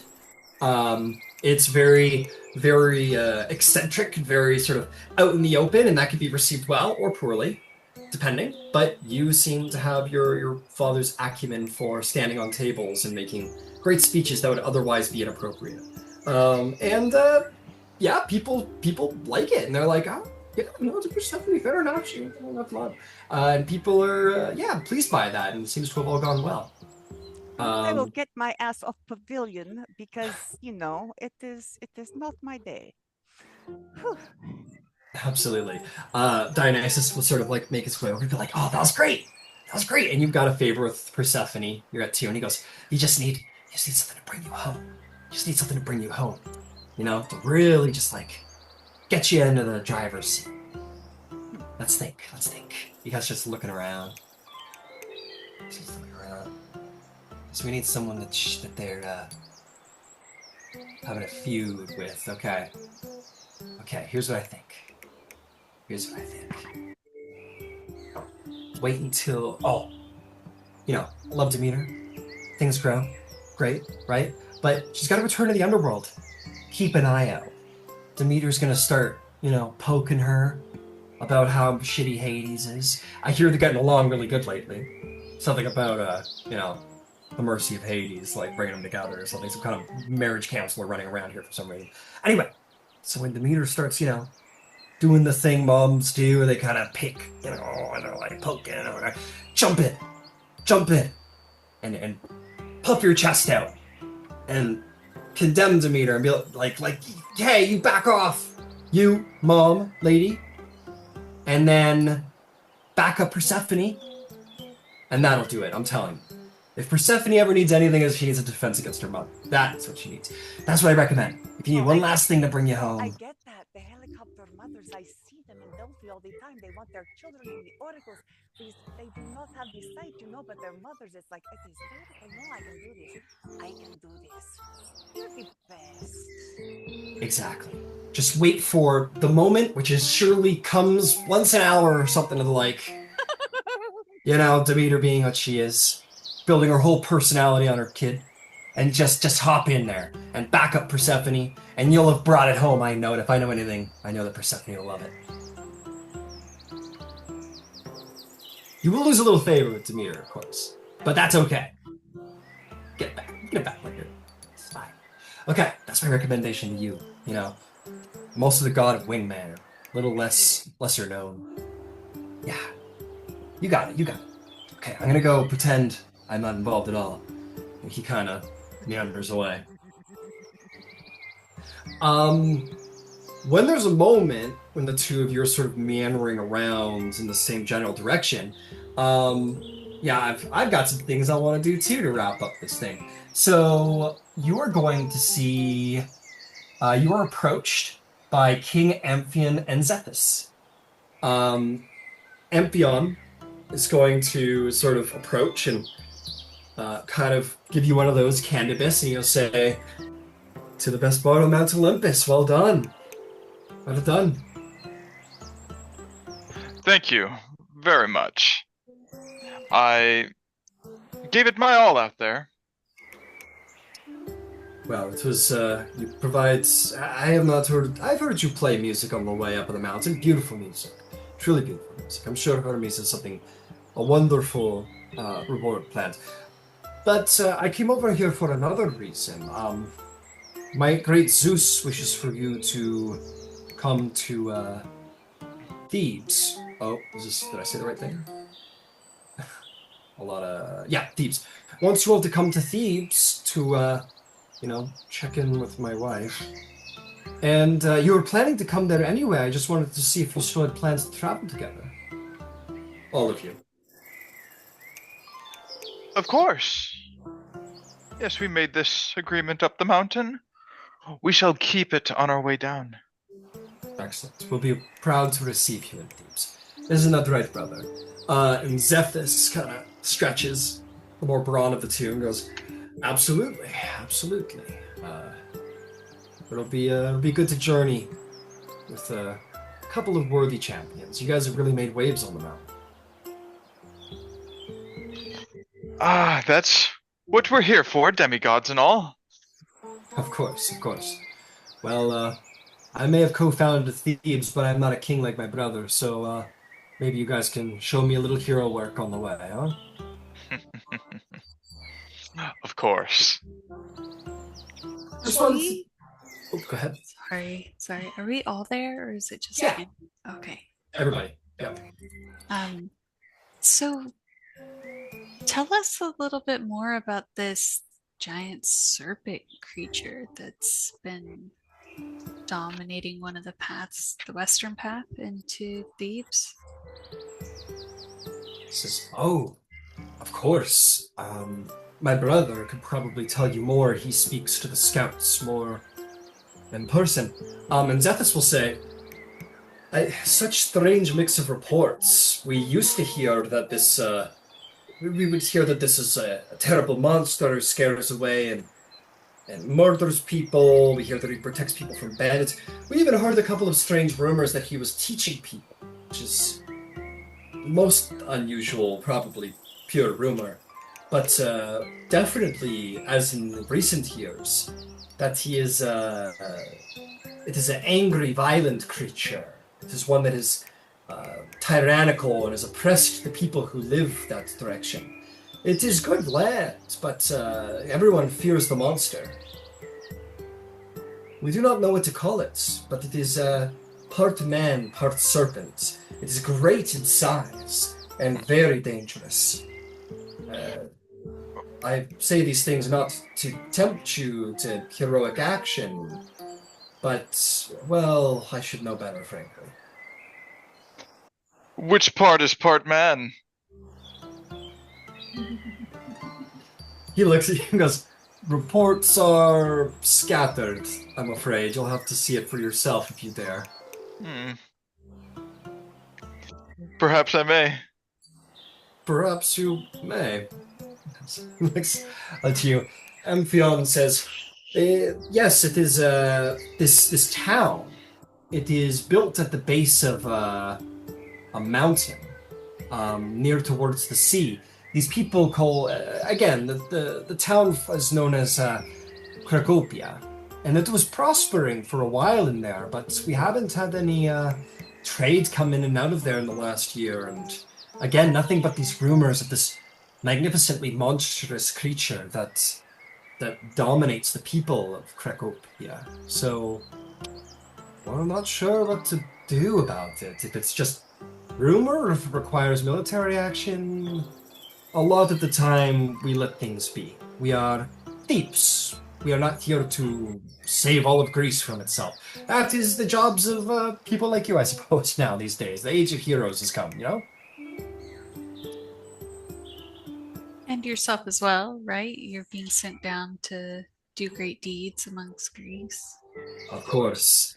But my deeds will be to making sure Thebes prospers. I've already done a great deal to make sure that it prospers, and a king should stay close to their home, despite this divine summons. So maybe you might end up taking my brother. He helped me found Thebes, but he's not the king. But I myself have a responsibility to my people, and intend to make my legend by being a good and just king.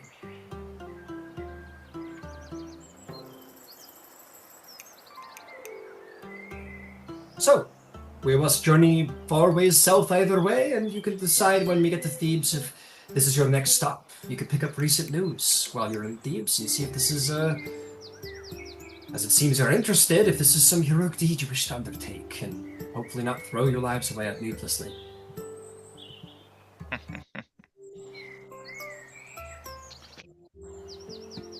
I guess we'll decide when we get there, eh? He'll turn to you and he'll say, "Is it not true that Thyia is on the way? It is at the south of Thessaly, no?" As a matter of fact, it is. Well, maybe the Prince of Thyia might host the King of Thebes, and I might visit your father on the way back, on the way to Thebes. That is a fantastic idea. Excellent. Well, like I said, my brother is the hunter. He knows the lands best, and he will turn to Xanthos and will say, "If we are to journey back to Thebes, we will need to travel through Thessaly. We could do a little sightseeing there, or travel right to Thyia and then on to Thebes if we wish. We'll see how things go as we go. No? I think between both of our groups, we should be able to take care of ourselves. Couldn't agree more. Couldn't agree more. I'm excited for these travels on the road. See what the wilds have for us. I guess now the question is, when do we set off? Tomorrow morning. Tomorrow morning. Vasaliki, Candybus, and Romulus, I have something I need to discuss with you. Well, then allow me, my brother, to give you both space. We look forward to traveling with you tomorrow. And they will kind of give you a good gesture of respect and take a leave.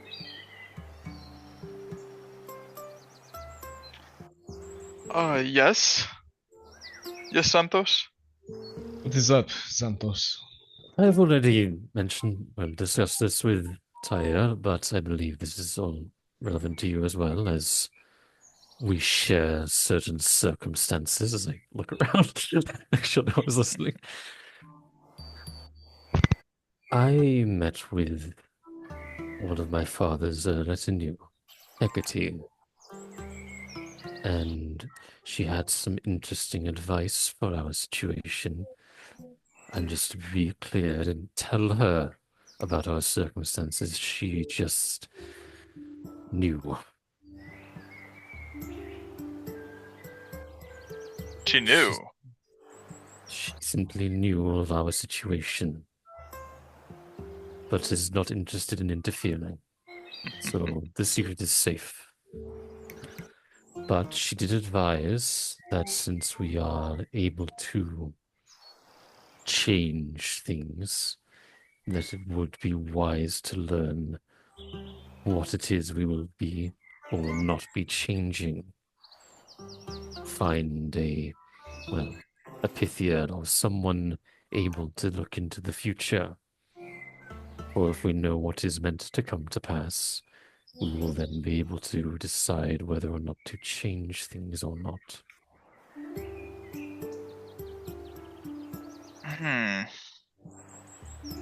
Perhaps in doing so, we would wind up changing the future anyway. True. But If we did not know, then things would come to pass as they would before. Indeed. But knowing what it is you're trying to alter gives you at least a better idea of what to do, or if you wish to change anything at all. Knowledge is useful, particularly when there's already one prophecy hanging over our heads. You know, I can't argue with that.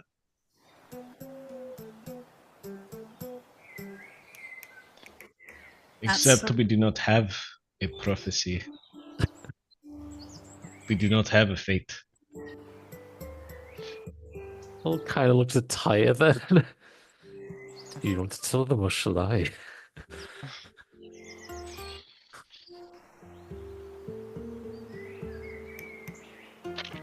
Please enlighten us. Sorry, above the table, my thing wasn't working. Oh, I was actually going to wait until we were, not in so public a place to speak of these things. Xanthos? Yeah, we're gonna say that you guys are off to the side, talking privately enough, I guess. There is a prophecy that involves us. Indeed, it was spoken by Apollo's most blessed prophet, whose name I don't remember. Teleseus. There you Theseus. go. It was this. Troy will burn, and one of us will start the fire. You said 3 of us will burn? Is that what you said? Troy. Troy. Oh, okay. What did we do to this poor man? I know, right? He does not like us. Anyway, he's going to burn, and one of us is going to start the match. I would like to have a word with this Troy. Why, so you could spark this match yourself? Well, Candybus, you said you know 3 of them. Oh, yes, I do know Troy. I wonder if I gave them anything. Oh, no. Candybus! It seems you have started the match, my friend. Is that what they mean by he will burn? Yeah, somewhere I he's had a going like, dream for oh, that, you know. crabs, fuck, the burns. Well, what good is that prophecy? It's already happened. I do not I know. These have the things make my feeling head that hurt.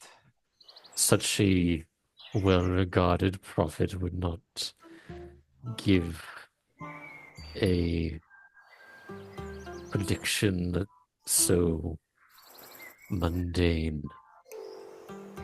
You are probably right, but sometimes we need levity. So yeah, there is that. But it is ultimately brief and non-specific. All we know is that something is on the horizon that may or may not involve us. So, perhaps... And if it is like real... Oh, sorry.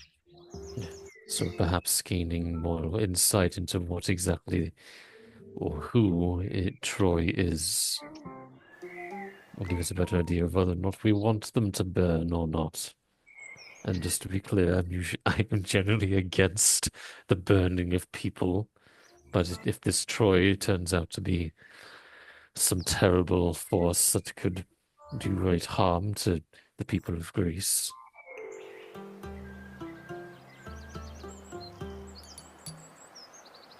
Who knows? And of course, being in the situation we are, we could just disregard this prophecy. We're not beholden to the fates. Also, As a quick reminder, just because Candybus said something, and I want to just remind, because Candybus was like, "Oh, if we don't know the prophecy, then things will just go as they're supposed to go."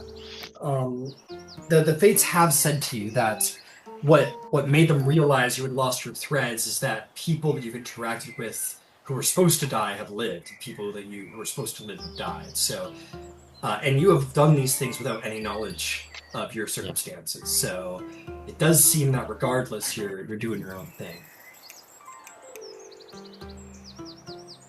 Well, I think that this sort of knowledge is power, and power over ourselves and our fates is important, strategic, and I think we should seek this knowledge. Can I make suggestions? Yeah. And where did you say this oracle was? If I do Over there. Tiresias is probably here, but if we are looking for thing to do, his daughter is Oracle of Delphi. Delphi is my home. We could go to my home and there is Oracle there. I do not know if it is good idea, but I put it forward to you. Well, there's an oracle right over there. I'd rather start with the close one than go all the way to That's Delphi. bad, absolutely. There you go. If you guys look over, some new information for you, Thyia, who has already seen this guy before. You see a guy in like thick blue traveler's robes. He has a cane. He's kind of feeling his way around, and unlike before, Thyia, you see his eyes are wrapped as if recently he's gone blind or has been stricken blind or something of the likes. He has a number of iconographies of like eyes across him, the evil eye, which is to ward away evil spirits. So looks like this kind of white-haired blind traveler doesn't look very like physically capable. Doesn't look very, but apparently is a capable seer according to Thyia. Well, if they're here now, we can pose the question. Also, be aware, oftentimes the seers, they don't remember what they say. I don't know that he remembers saying it to me. I am just letting you know. I think we should ask him to travel with us, perhaps. Oh, he might like that. He's so see his daughter. I'll look over at him. I don't know if that would be very... Doesn't look... I'm not the biggest fan of travel as it is, but he looks like he might struggle. I could carry him. If I had to carry Candybus, I am sure we will have to carry that man. Did we have to carry Candybus? Yes. Yes. Oh yes, Romulos did me that great favor coming up the mountain. I owe him one. The blind man comes over and says, "If you're going to speak about somebody, it's rude to do it behind their back." We're actually in front of you. Oh, that's right. We were thinking about going to Delphi and deciding if we were going to Delphi, and if we go to Delphi, then we should ask if you wanted to go to Delphi with us, and if you go to Delphi with us, then what is going to be the best way to be most accommodating to you, because it is long journey. That is what we were saying, and we thought we would work it out before we, started wasting time of greatest profit in land. Oh, well, that's kind to say. Greatest provost in the land? We did not mean to stare. That's okay. I mean, I recently learned that I was actually a pretty good prophet, frankly. Didn't know that. That's cool. So, if you would ask for a grand prediction right now, would you be unable to provide? I'd say keep your voice down, because we ought to listen to this. Shh. And then maybe you're like, what? And then maybe 10 seconds later, Zeus says, "All right, everybody. Yes. I would invite all present, as it seems most are gathered, to please hear what I have to say. Today is your last day upon this mountain, and so I'd like to introduce to you a god we have not seen much of in our waking hours." And he will gesture, and you are going to see this god step forward. He is winged. He's got these like crazy eyes that sort of speak. Oh, I've got an image of him. That sort of speak to someone who there's wonder in his eyes. You look at him, and you are and he is going to sort of bow low. And he is going to say, "I am Morpheus, the king of dreams, and I come now, as Zeus has commanded. Fear not, for when you leave this place, you do not leave without knowledge of your family. Many of you have gained great favor today, and the days before, and those of you favored most by gods may visit them in your dreams, may go to their retinue, to their sacred places, their sanctuaries.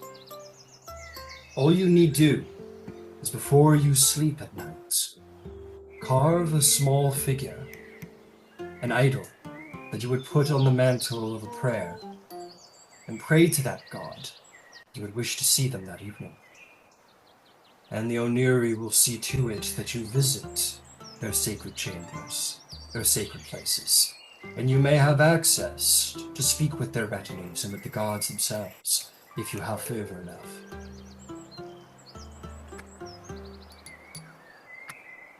And he will sort of bow. And just kind of like leave, the crowd wistfully as he does so. And Zeus will say, "And there it is. You have all been on this mountain, you will not see us often. Sometimes you will not be able to view us for weeks, no matter how much you pray at night. But you will at least be able to visit our most sacred and secret places, our sanctums. We gods each have a place of respite, one that we call our own. You may visit these places in your dreams, and you may access the retinue of each of us. For example, both Persephone and Hades have the Furies amongst their retinue. Should you wish to speak to them, they will always be accessible through your dreams if you would pray to Morpheus and to one of these gods if you have favor enough with them. Dreams will bring you back to us if we have time to speak. Good luck as you travel down the mountain tomorrow. The age of heroes is upon us, and I have seen many here today who may forge legends worthy enough for eons to hear and know. So go now. Claim your rightful place amongst the mortals. Bring wisdom to them. Multiply. Have children to carry out your legacies. Have kingdoms to know your name. And do what you will. But know this, glory belongs to those willing to take it. Glory and legend is not for the humble. Good luck, and we gods will watch with great amusement as each of you go into this world and make something of yourselves. Yeah, Vasaliki raises her spear. Before I end the session, there are two quick things to give out. First and foremost, Candybus. Hermes shows up. He goes, "Candybus, good to see you. Unfortunate that our little affair didn't work out, but that's okay. I have a reward for you. You have done so well for me lately, and we have had so much fun together. I thought it only fair that you leave this mountain with something to remember us all by. So here." And he is going to give you a beautiful lyre. It is made from a pale wood that is finely varnished and is decorated with these beautiful windy swirling patterns and feathers. And he'll hand it to you. And he'll say, "Only for one capable of the bardic craft, such as yourself. And only one who is inspiring, as such as yourself. Should you inspire someone, it will be reflected back upon you, and you may be inspired too. Carry it with care."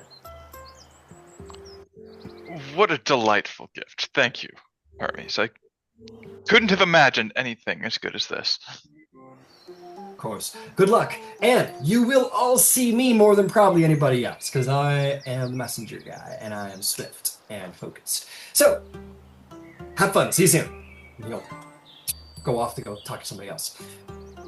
Candybus, add to your inventory this item.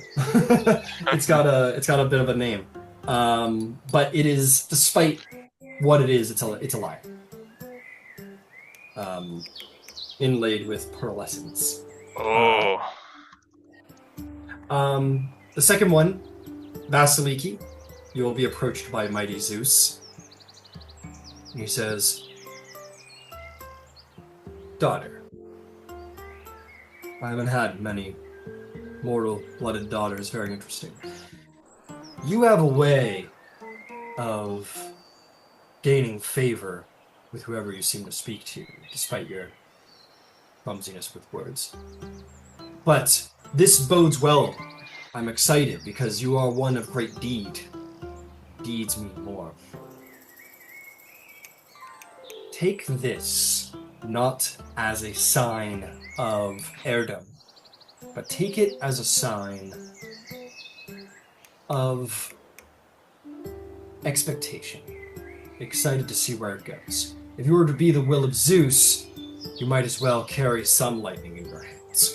And he will give you the item that all children of Zeus ought to get if they're a PC. He's going to hand you the Javelin of Lightning. How do I not?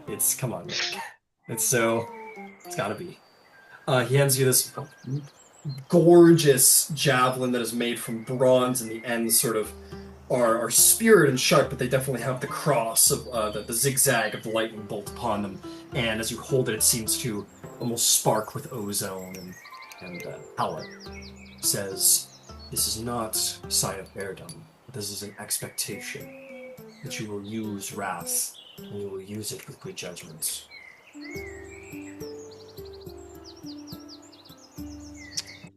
I accept this responsibility, and I'll wield this with pride, but also respect to your word. Hopefully, as you go into the world of mortals and learn your worth is more than any mortal, the blood of Zeus flows in your vein and entitles you to much. Hopefully, you'll lighten up just a little bit. And we can have a laugh once in a while. She'll smile at that. Well, you know who my mother is. I'll work on it. He smiles and goes.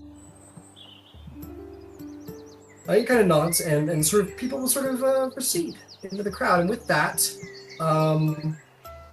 we will say like everyone kind of goes about their ways and starts packing their bags, and we will pick up next session.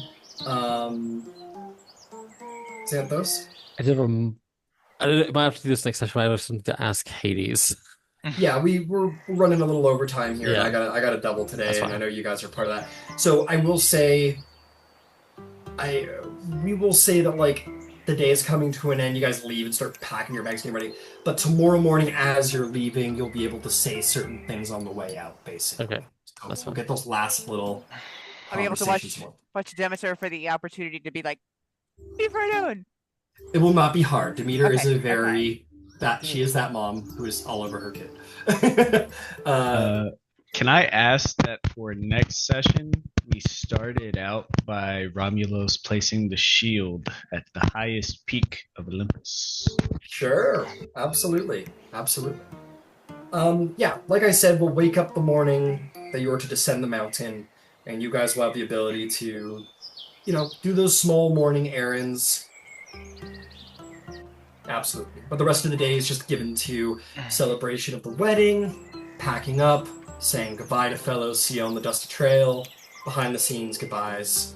And we will wrap up Olympus next session, and you guys will begin your journey south, it sounds like, towards Thyia, stop number 1, to meet Candybus' whole deal. But that'll take some time. So we will start next session on the road.